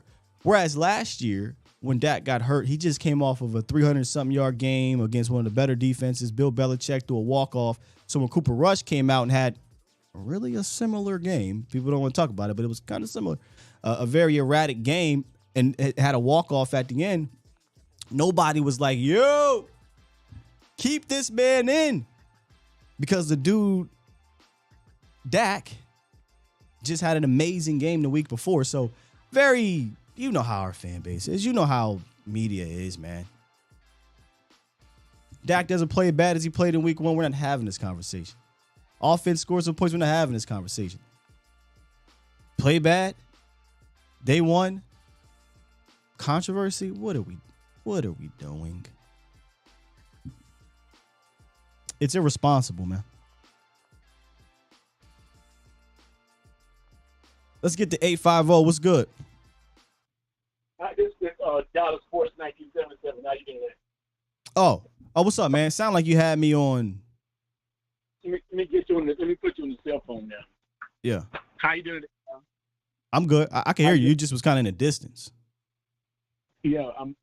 Okay. You hear me now? Yep. You good. Loud and clear. Okay. I'm on the road right now. I got the University of Florida. They playing Tennessee tomorrow. I had to pick up I had to drive over to Atlanta, Georgia, and then the other driver brought the bus to me, and I brought the University of Florida training team for the football team tomorrow here to Knoxville. So tomorrow they're gonna probably let me watch the game tomorrow, but I'm gonna probably do a video on my channel about this is my 4th time in Knoxville. It's a beautiful place. But the subject of the day, Ken, I'm amazed how ESPN how they treat us. If Dak Prescott would have never struggled and we'd have won, even if we would have played Tampa better and he wouldn't have got hurt and played better, will we have the same conversation about Cooper Rush? No, that's why I said what I just said. I mean, it's kind of I don't know if it's a human nature thing. I don't know if it's a human Dallas Cowboys nature thing, but that's what happens. If you don't look good in that week and then the next week, I don't necessarily think it was a much crazier game offensively. The first 2 possessions, sure, but when you eke out the W, that's all that matters. And then when your owner says what he says, and then now you got these outlets, this is what's going to happen. Right. And then now ESPN, Stephen A. Smith and Shannon Sharp and all these analysts, they just downgrading the Dallas Cowboys like we are nothing, and that we don't have no great players, and we got a great pass rusher in Micah Parsons, and if Kellen Moore can get his butt out of his behind and start treating us fans better than because we deserve better than this. I've been a fan a long time, and I don't think I never experienced it the way this right now is going. I don't think I never experienced this in my life, how they treat us fans. And I love my Dallas Cowboys. That's the only team I'm gonna stick with until I die. But it's just messed up how they treat us. Who's they? Where we deserve better than this. The Dallas Cowboys is a great franchise. We deserve better than this. Yeah, and it starts with the owners, Jerry Wayne Jones and Stephen Jones. Okay. All they care about is how much money they can make off us. I've got to the point where I'm almost tired of them. But it sounds like I'm complaining, but I'm just speaking truth. I've been tired of them for a long time, man. Yeah. I just want to say I appreciate all the other great YouTubers out there. I support all of y'all and everything and stuff on my channel. I talk about all y'all and big blessings, and I support all y'all because we're all on the same page and we all want the same thing. It's time for us to win a world championship. Thanks. And that's what we want, and that's what I want. And I'm not going to jump ship when things go bad. I haven't jumped ship, and I'm not going to jump ship.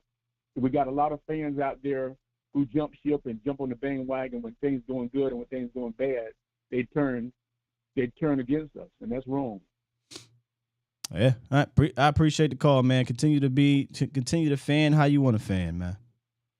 Yeah, I would just want to speak blessings to you and everyone else. God bless you, Skywalker. Still keep up the great content. Thank you, and sir. I really do think we have a chance to beat the Giants, even though ESPN said we're not. Is that what they're saying? They say we don't got a chance to beat. Wow. I mean, I don't watch them for Cowboys predictions or Cowboys breakdowns, but that's wild. All right, man. Appreciate it, though, dog. God bless you, bro. Thank you. Take care. Bye-bye. Is that what they saying?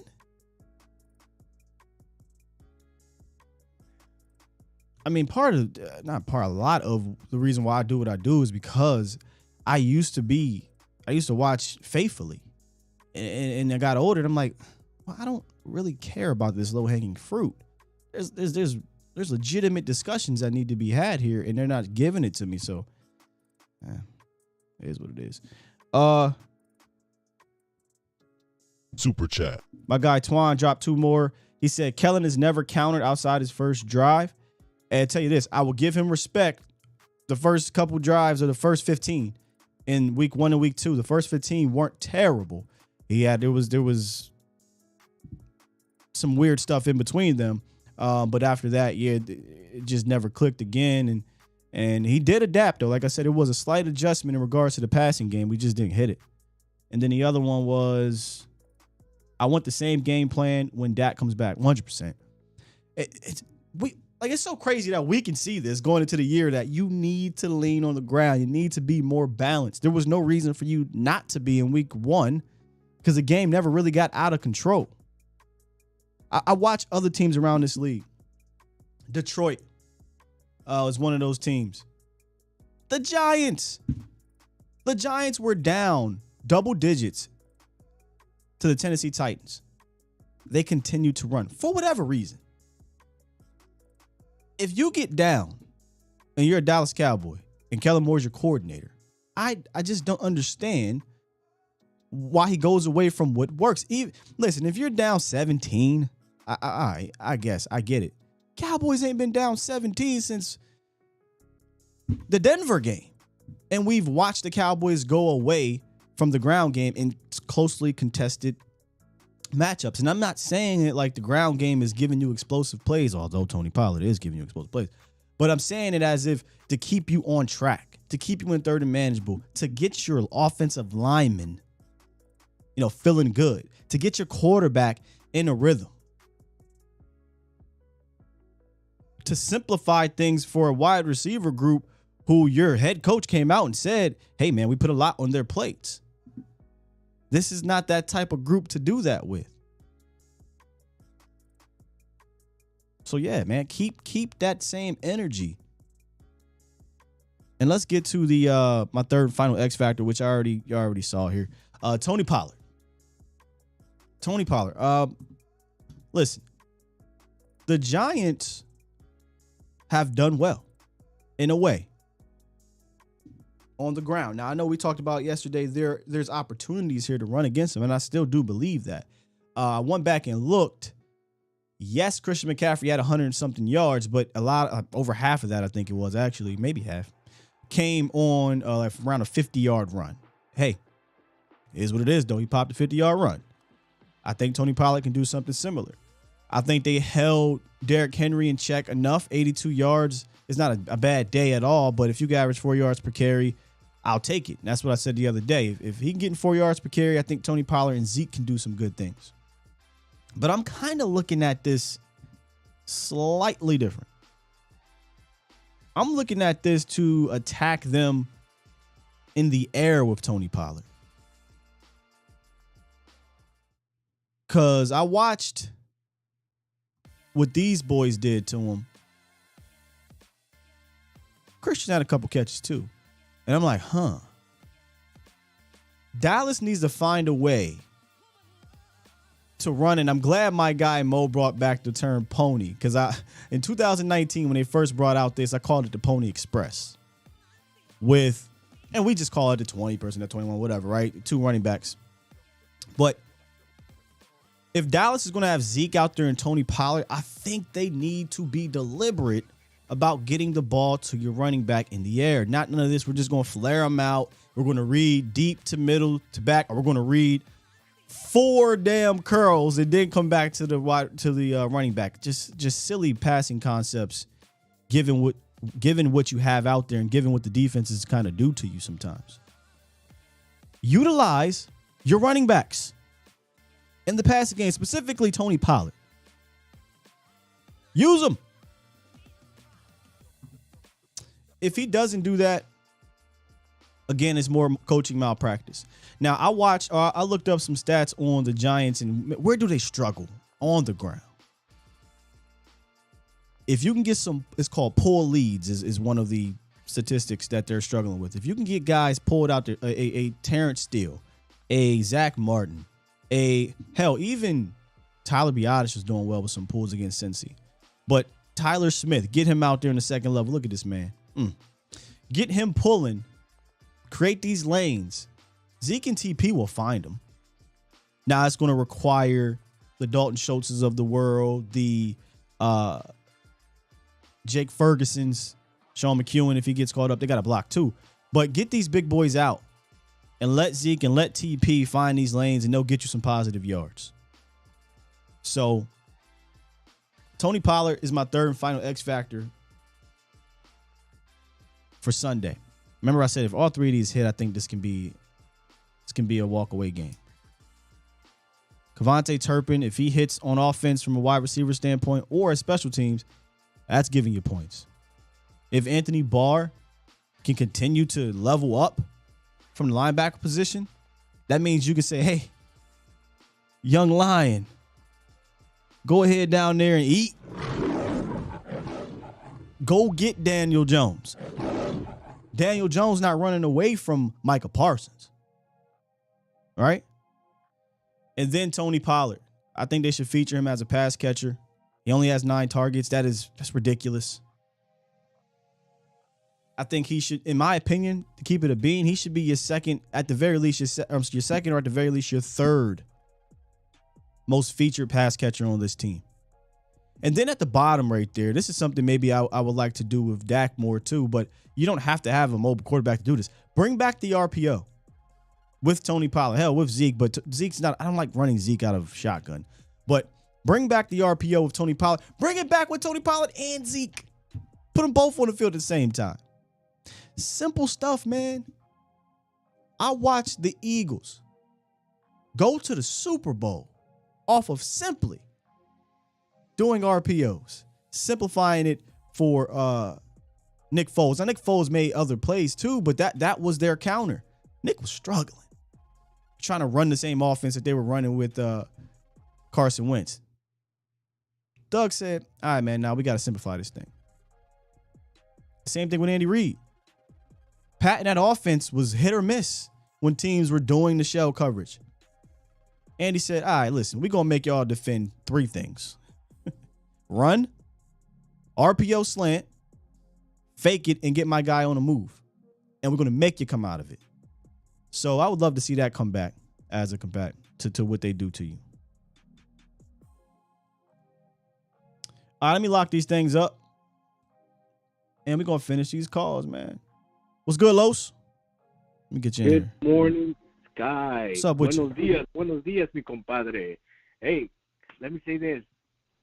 You already hit on the note, Sky. We got to utilize Tony, and I don't mind if we utilize Zeke as well. But as long as we push it down the field with either Turpin, Brown, and CD, wherever the favorable matchup is, you have to let that thing fly. And look for Amari Cooper. Oh, wait, that's right. We gave a 5th-round pick for him. And look what he's doing with the Browns. Damn. I mean, we can make a whole segment about that, but that's here and there. I'm not going to make that. But that forces Kellen have to scheme something great offensively. And you have days worth of Sunday's game. We always say, Sky, the NFL is a copycat league.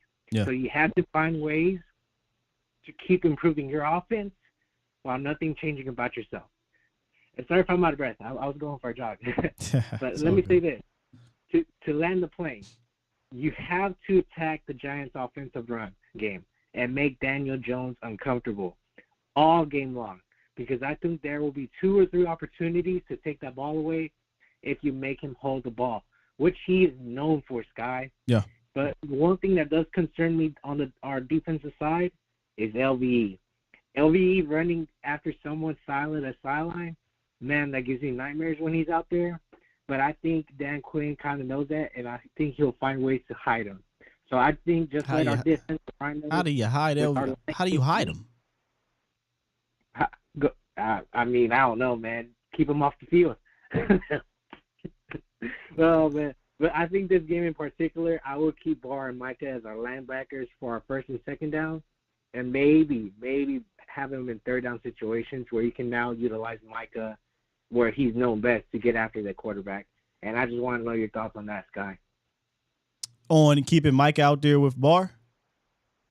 Yeah. Man, that's been my kind of thought process when they decided to sign Anthony Barr. My slight frustration with it was I wish they did it sooner, because I think that he could have competed with LVE for that position. But they're both actually playing a lot. So yeah, it's not as if, he's not getting tick out there. But in this game, yeah, I think we all agree that Micah should probably play more linebacker because of who you're playing against. And then I just, I went back and I watched Barr, and I was like, I mean, I think Anthony Barr could help you in that run game department if you need to bring Micah down or want to play Micah down more. But he ain't Micah though. Like Micah's an alien. I would love to let him just kind of roam around, and whenever. Because Barkley will make you miss. Barkley can make, I think he's still top 5 in the league in missed tackles so far in the first 2 weeks. And he can break away. The last thing I want, right, is if Saquon Barkley does break away, and now Micah is on the other hash because he's rushing, and he has to fire, he's not going to make it there probably. But if he's at middle linebacker and Saquon gets a nice little run and start, Micah's going to hawk him down. So Yeah, I want to start off with Micah in the middle, and then see what happens from there. Yeah, I think that's the thoughts I'm going with as well, Sky. And I'll say this: isn't a Saquon for Penn State as well? Yeah. Yep. Oh, so we might see a little Penn State. Well, I don't know if they ever played together, but man, I'll tell you this: I know, I don't know if you heard, but Lawrence Taylor is going to the game. Lawrence Taylor is going to the game, and I if Micah knows that, man, expect him to show out, Sky, and I'm just ready for that. LT will be there, man. That'll be fun. Appreciate you, Los. Yeah, that's one thing. I as I'm talking to Los, I'm like, ooh, if I do bring Micah down, and Saquon does, get some steam here, it's going to be tough for Micah to recover from the defense and end spot. Now, if they somehow, some way do what the Bengals did the first play of the game, and they get one-on-one with LVE and Saquon Barkley on a flare route or out route, or I hope like hell it's not going to be a Texas or Will route, because I don't think he's defending that. But yeah, they'll take advantage of that. But you got to keep LVE clean. I think Barr is the perfect complement to LVE. Whereas Jalen Smith, after that 2018, for whatever reason, became kind of similar to LVE. They became catchers. They really didn't want to smoke like that. And Barr don't give a damn about. Barr is usually, if you go watch them, watch who moves first. Watch who's firing first. It's usually 42. It's usually 42. And LVE, he's a catcher. He's a guy, keep clean, silent sideline. If he sees it, he can go straight line, linear dude. Barr wants to smoke. Barr's going to meet you at the line of scrimmage. Barr's going to get off of me, tight end. Barr's going to disengage. He's more of a physical guy. So I think he's a perfect complement, because one thing I did notice is that, again, discipline, right? And Barr seeing things. And if Barr's hitting it, LVE's actually reading off of that. And now he's making an assisted tackle. That's good. You want LVE to not have to deal with the smoke too much. He made a good tackle, I think, towards the end of the game where they dumped it off. Boom. LVE was kind of kept clean. A lineman tried to get up on him. Didn't get quite enough of him. LVE, get off of me. Was as he was running straight, boom, like a 2 or 3 or 4 yard gain, whatever it was. It wasn't that big. Keep him clean, whether it be with your front or whether it be with, even Barr helps keep him clean by causing a lot of traffic right there and letting him scrape off of it. So they do complement each other well, man. At least from the last game that I watched. What's up, B? My G, what's happening with you? Man, what's good, man? It's Friday. I'm feeling good. What's up with you? Yeah. Oh man, I'm cooling, man. Man, if there's anybody who's loving the Anthony Barr love I'm hearing all morning, it's me. It's definitely you, and you should definitely be wearing that thing proudly, because I think it was about a month or so after. No, that wasn't a month or so. It was right at free agency. You was like, "Yo, Anthony Barr," and I was like, "Nah, not yet." First week, I'm like, "Yo," but you know what, man? He didn't have a great game the first game, but he bounced back. Second game, and I think you just want to see him trend up every week. You know what I'm saying? And I don't even think he played 40 snaps last week, and that's a good number. If you're gonna keep him around that 30. What did he play? 35 snaps? Something like that? Well, he had 36 snaps in the box alone and 20 on defensive line. I can get the exact number, but I have it right here. My apologies. He played 60 snaps, man. Damn, I didn't realize he played that many snaps, man. And he got better as the game went on. So, that's a plus, man. So I'm loving that. And I think you're exactly right. He is the perfect complement to LVE, because if we didn't have him, I think you would see Micah Parsons play the linebacker role more this game, because if you remember last year, this is the game that he played a lot more linebacker. Yep. They got rid of Jalen Smith. Yep. And I don't think he's going to play it as much as he did last year, because you still want that threat of pass rush. But I think the fact that we got Barr, you know what I'm saying, he'll be able to still be around the line of scrimmage and go get Daniel Jones. My keys to the game. Real quick, before you go to your keys, I think it's a fun conversation to have, though, on what to do with Mike in this game, because in one instance, Yeah, he's absolutely terrorizing from a defensive end standpoint, right? But this ain't Joe Burrow. This ain't Tom Brady. This ain't Mike Evans, Julio Jones, Chris Godwin, Tyler Boyd, Jamar chasing those boys. It's Daniel Jones. Even their offensive line might be the worst offensive line you face. So you would think, D-Law and Dante Fowler and those boys should be able to get some pressure on Daniel, right? And if their weapon is going to be Saquon, then you want Micah to match that athleticism.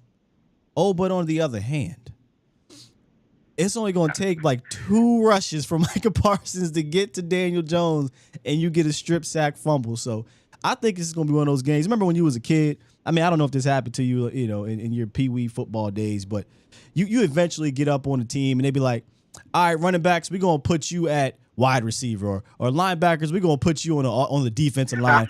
Go have fun. You know what I mean? Safeties, you're going to play nose tackle. Micah, I think, is going to have an opportunity to be like, all right, coach, what you want me to do, man? I'm ready to have some fun here. Put me on the D-line on this play. Put me at linebacker on this play. And I think he can do both of those things at a high level on Monday. Yeah, I think if you definitely hit Daniel Jones, I think that ball's coming out. If you get a solid hit on him, he's going to cough it up, man. Yeah. What's your X factors, though? But yeah, my X factors, man, they're pretty typical, but that's what it is. Mine is basically third down offense. We got to convert on third down. Yeah, you know what I'm saying? I know it's not, you know what I'm saying? It's not, it's typical, but it's important. Third down offense, man, when you get in second down, you want to be in second and manageable. You got to be successful on first down, whether that's a quick pass to get you 4 or 5 yards to supplement the run game. You got to be successful on first down so you can put yourself in manageable down and distance on second down to make it easier on third down. Obviously, that's the keys to the game. It's something that you want to do every series. But third down offense and also turnovers. You cannot turn the ball over on the road on Monday night against this team. It is still a division opponent. I don't care how sorry we think they are. And also, flip it on the other side, it's the same thing for me. Third down defense, and when you get a chance to catch that ball, because he's going to give you at least one opportunity. He's going to do it. Catch it. Yeah. You got to catch the football when it gives you an opportunity, man. And as far as players, X factor to me is Tyler Smith. I think he has to continue to, as long as they're going to sit there and put him at left tackle, he has to make sure he's not getting beat on one of these rushes where they get a clear shot at our quarterback like we won against theirs, and they end up with a short field. So those are my X factors, man, for the game. And I want to touch on one thing real quick with Dak, and I'm gonna get off the line, my G. Yes, sir. Jerry Jones is so annoying, bro, and I hate that we continue to give this dude the platform to talk this nonsense about, I would want a QB controversy. Like, shut the hell up sometime, man. Like, you don't need to sell the Cowboys. Right. Whether they 6-10 or 10-6, I promise you, they're going to sell themselves, because fans, they're not going to stop watching, and we gonna be fine. We gonna get an audience regardless, because they love to hate us. You know what I'm saying? And I just get tired of it.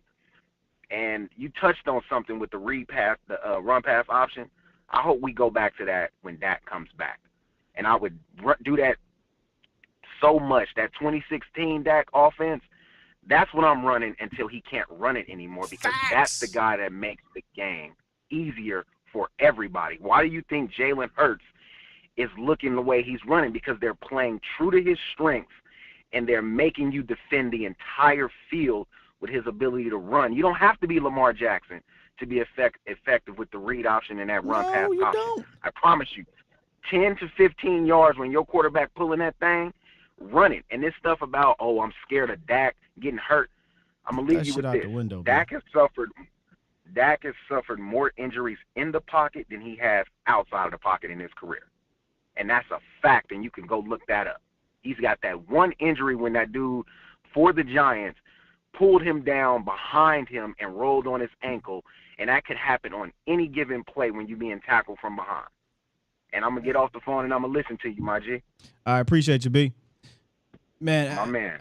I've been asking for – now, last year, I totally understand. hey, yeah, he got his ankle all messed up. So I get a calf.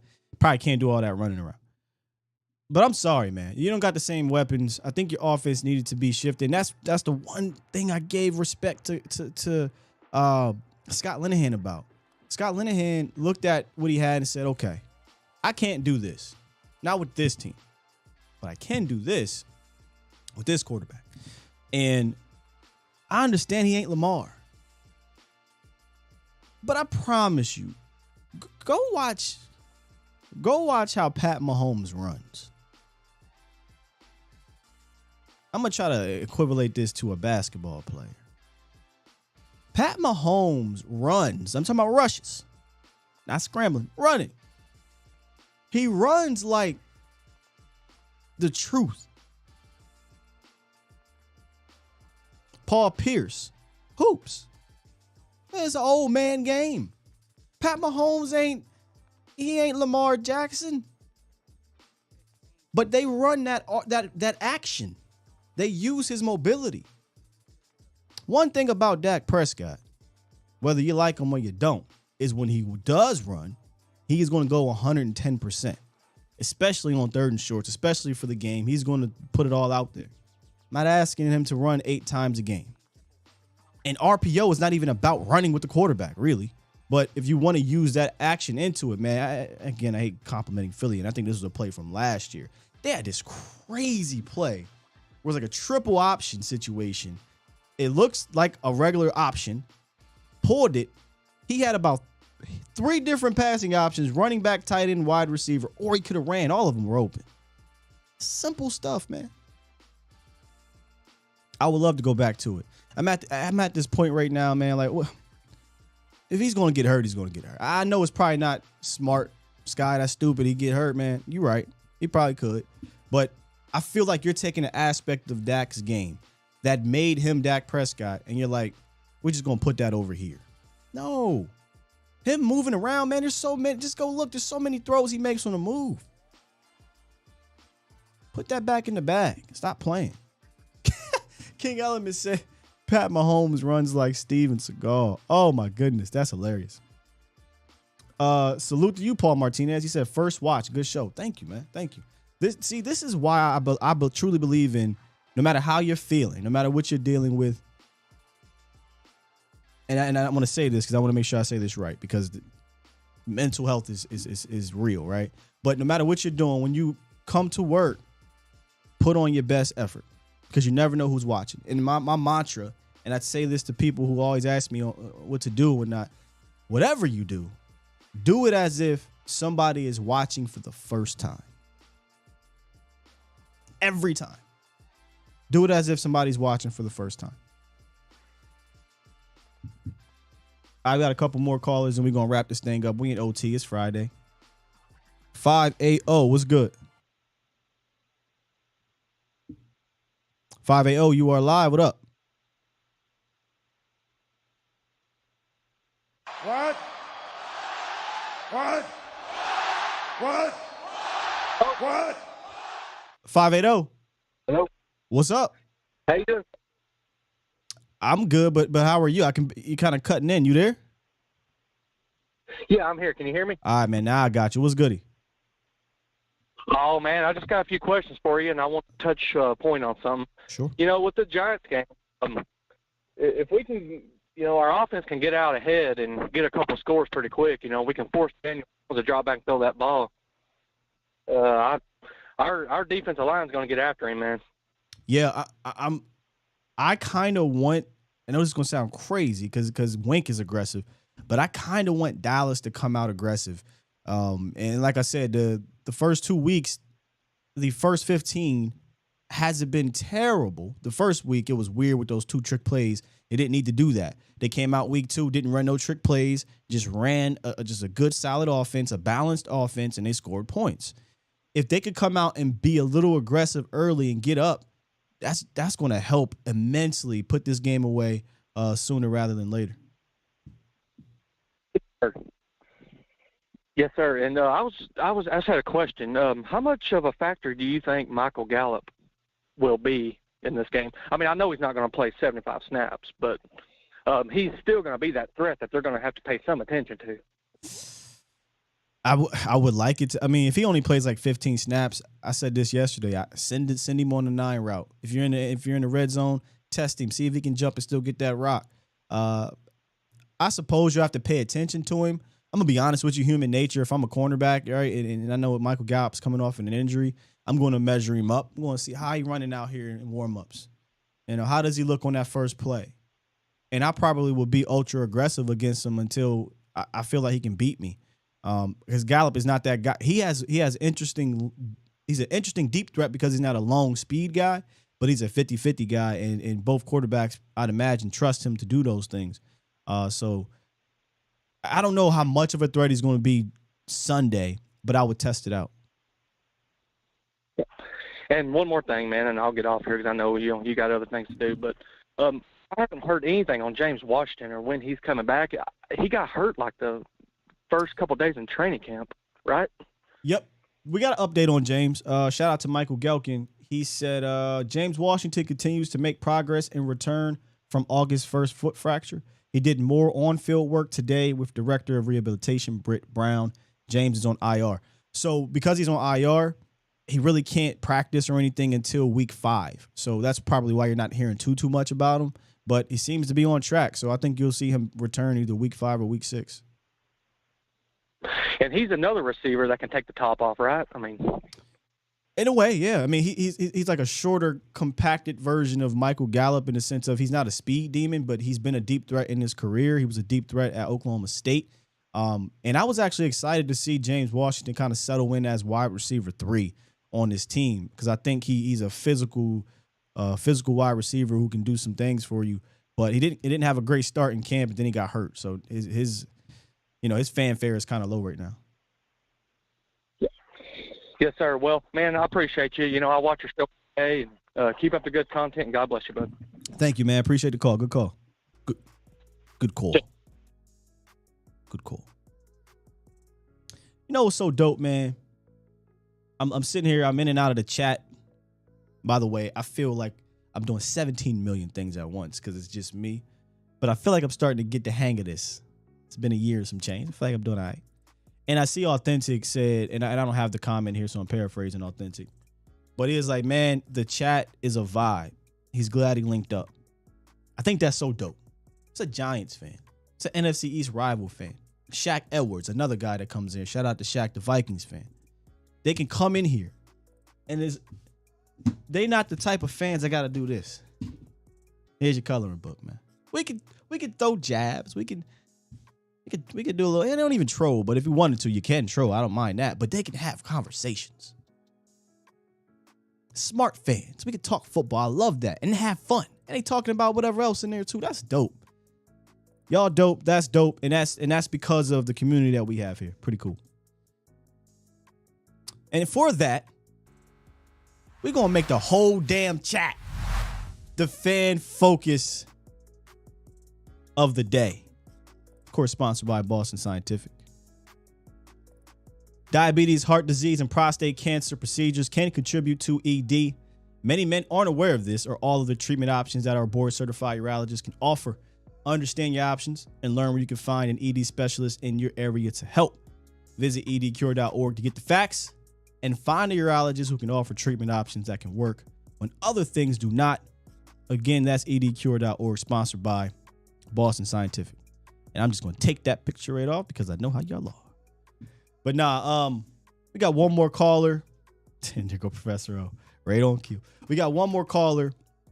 And then we'll revisit my pick'ems from week 2, see how I did. And I think that's it. We'll just kick it with the chat. Hilarious. Hashtag happy sky. 325. What up, man? Or woman. Hey, it's the Tampa Bay fan. My man. See, this another one. See, this was dope. Vikings, yeah, Giants, Tampa. What's up with you? How you feeling after your 2-0 start? I was feeling better if Tom Brady would stop getting his players ejected and suspended. Yeah, Mike Evans came out and said, "It's Tom Brady, man. What you expect me to do?" Yeah, but Tom Brady should have kept going after the ref and not the player. Yeah. But anyways, I think y'all guys have this one in the bag, and I know it's kind of jinxing it, but I feel with the way y'all's defense has played up until this point, y'all don't need a ton of points to win the game. Right. I kind of feel that way. I think y'all guys are pretty set on the defense there, and I do think Anthony Barr is a great complement to LVE. And the fact that he brings the smoke where LVE, you kind of don't want him to with the injury past. Yeah. Watching that second game really makes me feel better about LVE. There's no secret around here. I feel like LVE is a replacement level type of player. But again, I still don't think he's an impact player, but he did make a few plays on Sunday where you like, oh, I'm encouraged there. But I think watching them play together, I was like, oh, I like this. If he's going to help create more for LVE along with the front line, I can live with that way more than LVE being the creator, if that makes sense. Yes, 100%. And then that also frees up Micah to do what Micah does best. Yeah. Oh, yeah. 100%. I just got one more thing, and then I'll let you go because I got to get going too. Mm-hmm. Is back to that caller earlier who was going off on Leonard Fournette tantrum. I don't think anyone needs to be trying to confuse Leonard Fournette for Derrick Henry. And yes, Leonard Fournette had a good game against the Cowboys, but he got stonewalled that second game. Yeah, it was pretty bad. But to defend Shift, I think what he was trying to say, which is I have to go back and listen to the episode, which I'm not going to do, is that he was taking into account everything, right? Tom Brady, the receivers, and all that. Yeah, well, where I wasn't taking into account that. I was specifically talking about offensive line and running back and running schemes, etc. And if I was taking into account other things, yeah, Tom Brady's going to make teams have to back up a little bit. But that, yeah, no, 100%. 100%. But if you're just taking running back and lines into account, yeah, I don't think it's close. No, hell no. But yeah, Tom Brady is going to make you back up a little. Yeah. Because of what he can do to you, not only with his arm, but with his eyes and his mind. Right. And I'm sorry, but Ryan Tannehill is not anywhere near Tom Brady. No, sir. As far as effective as that goes. He is not. But I just wanted to get on here and say I missed all last week because I was in the hospital with some stuff. But I try to get on here and listen to you as much as possible because you're a good show, and I may be an opposing fan, but Thank like you, sir. I said earlier, you're well worth to listen to, and it's a good way to start my morning off. Man, that's y'all say a lot of kind things, man. I appreciate it, man. And I hope whatever I already know your condition. I remember you told us in the chat about a month ago. But I hope you get better, and I hope whatever you were at the hospital for takes a turn for the best. Yeah, it's already good and cleared up. I just had an infection. That's good news, then, man. Thanks for calling in. No problem, and I'll continue to do so the rest of the season, just to shoot the bull with you. Indeed, man. Great job as always. Thank you. Enjoy your weekend, brother. You too.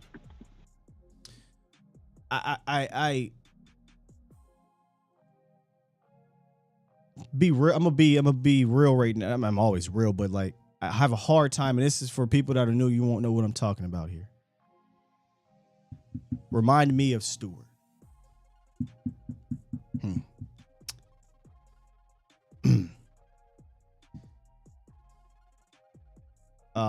Stewart was a great fan,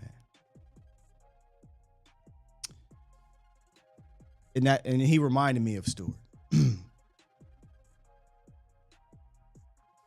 you guys don't know who he is, He was a supporter of this community for years.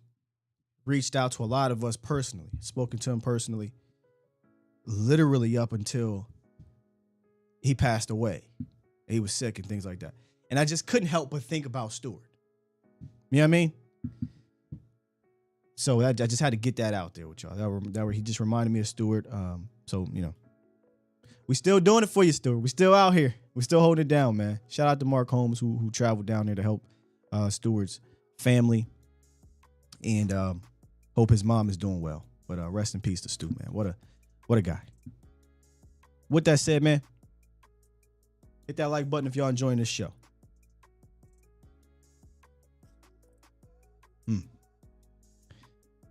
Let me make a hard turn here. My apologies, Cowboys Nation. Let me make a hard turn.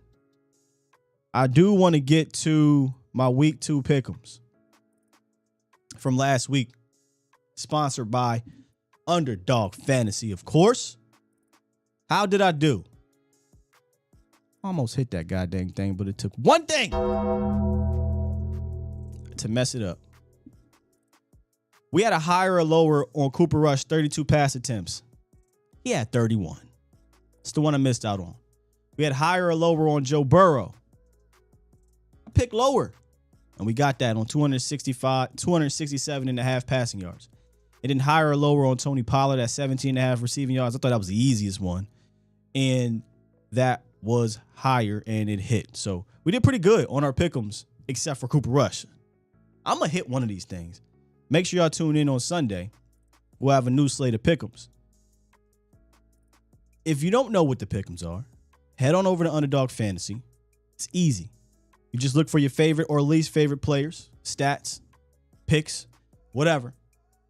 And then you decide whether you think they'll end up with a higher or lower total than a number in that week's game, and you can end up winning 20 times your money in a single night. Underdog keeps it super simple with their easy-to-use website and mobile apps. Pick between 2 and 5 players for your pick'em entry. Get all your picks right, and you can take home some cold, hard cash.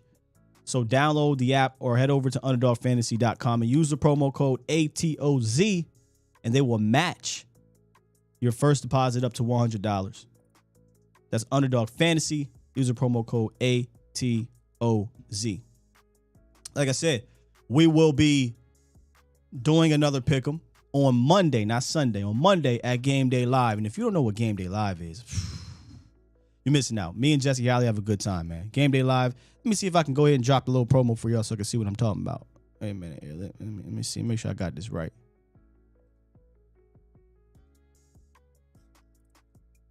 Because sometimes they don't want to work for your boy. You know what I mean? Sometimes they don't want to work for your boy. But it's Game Day Live. I'm in my zone, on the road to the Super Bowl. Every game on the schedule crucial, it take a toll. It don't matter if we at home or on the road. You try to tackle, I'll truck a sucker and take it soul. I'm staring at 4th and goal, gotta find an open hole. A linebacker just close a hole where I'm supposed to go. So now I'm thinking my centers are all pro, so I trust he can make a walk for wherever the ball go. Yeah, there's 5 seconds on the play clock. The crowd was loud, but they stopped. Now it's silent while they watch. They stand off in the red zone. All I see is red home. Watch me get this touchdown and this W and head home. Ooh-wee. That thing get me fired up. Hey, man, me and Jesse, man, we keep it a bean. We keep it a buck. We keep it real. We do the pregame, we do the halftime, and we do the postgame. And when I say pre-half post, I mean soon as the clock hits 0 at halftime, boom, we live. Soon as the clock hits 0 for the postgame, boom, we live. Shout out to my guy, Mazon, who made that track for me 3 years ago.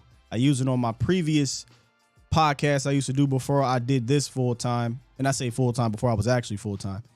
And I said, man, this is too much heat to just have sitting here getting cold and dusty. It's too much heat. I got to use this. So we're using it for our Game Day Live, man. Michael A said, going to need at least another hour. No, sir. We wrapping this thing up, Cowboys Nation. We wrapping this thing up. Appreciate all the calls. Y'all were great. Appreciate the donations. The chat was lit. We got a couple fans from other teams that are enjoying themselves. I'll come in here if we got questions. We'll answer a few more questions on the way out. It's Friday. We having a good time.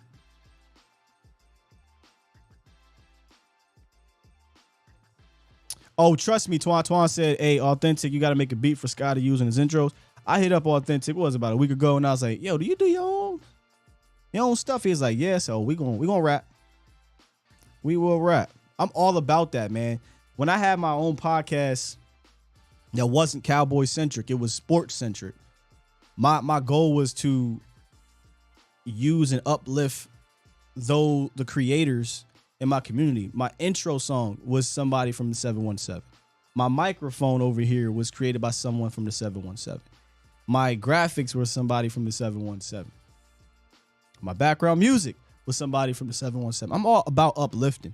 And a lot of the things you see aren't just people I just hit up, but that random. Some of them, Fiverr, right? Shout out to Fiverr. But a lot of it are people that do good work. And I want to help get their work out there. So I think Authentic's one of those dudes, man. Bring the jukebox out. What you think about Noah Brown now, says Rolo. Think Noah Brown had a good game. Still don't think Noah Brown is that dude. Now, he may go out here and over the next... When is Michael Gallup's back, though? That might change things. No. Michael Gallup's not going to play a lot of snaps. So let's say Noah Brown comes out and plays 6 receptions, 85 yards, and a touchdown. I'm gonna have to adjust my lens on Noah Brown. You got more data. Gotta give him more respect. But he came out and had a good game, I don't want to overreact to one good game and assume Noah's a wide receiver 2 or 1. I'm not gonna do that just yet. But he comes out here and does it again. Yeah. More data. I gotta give it to him. But he had a good game. What do you think about Noah Brown, Rolo? Does this team remind you of the Foles Eagles Super Bowl team? No.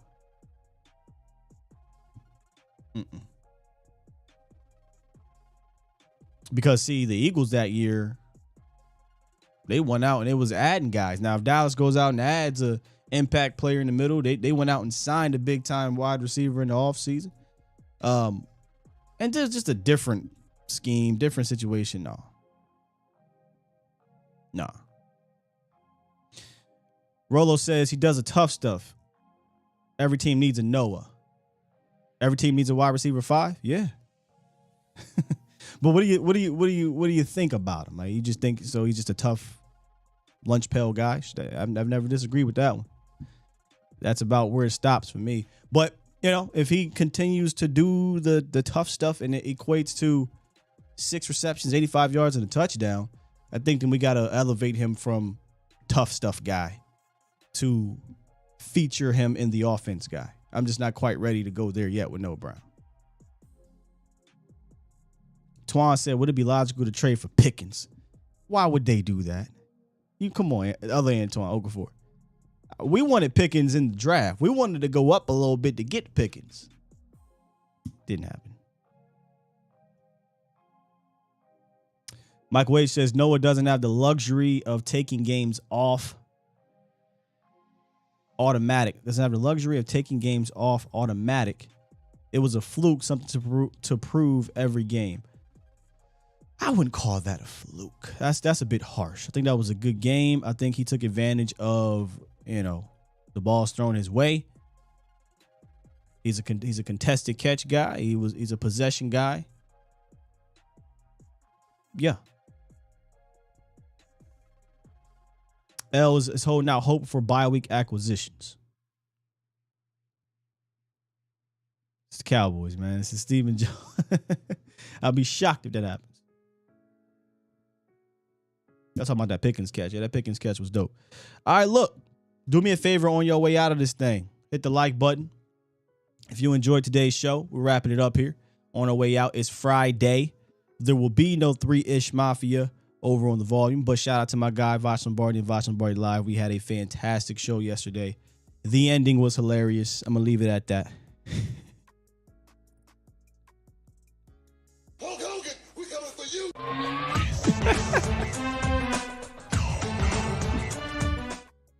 Also, yesterday was the anniversary of... I'm a man. I'm 40. It's always a fun time over there, man.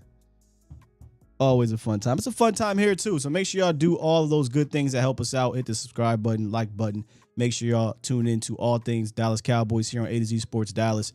Hit up A2ZSportsDallas.com for all of our coverage. And follow me on Twitter.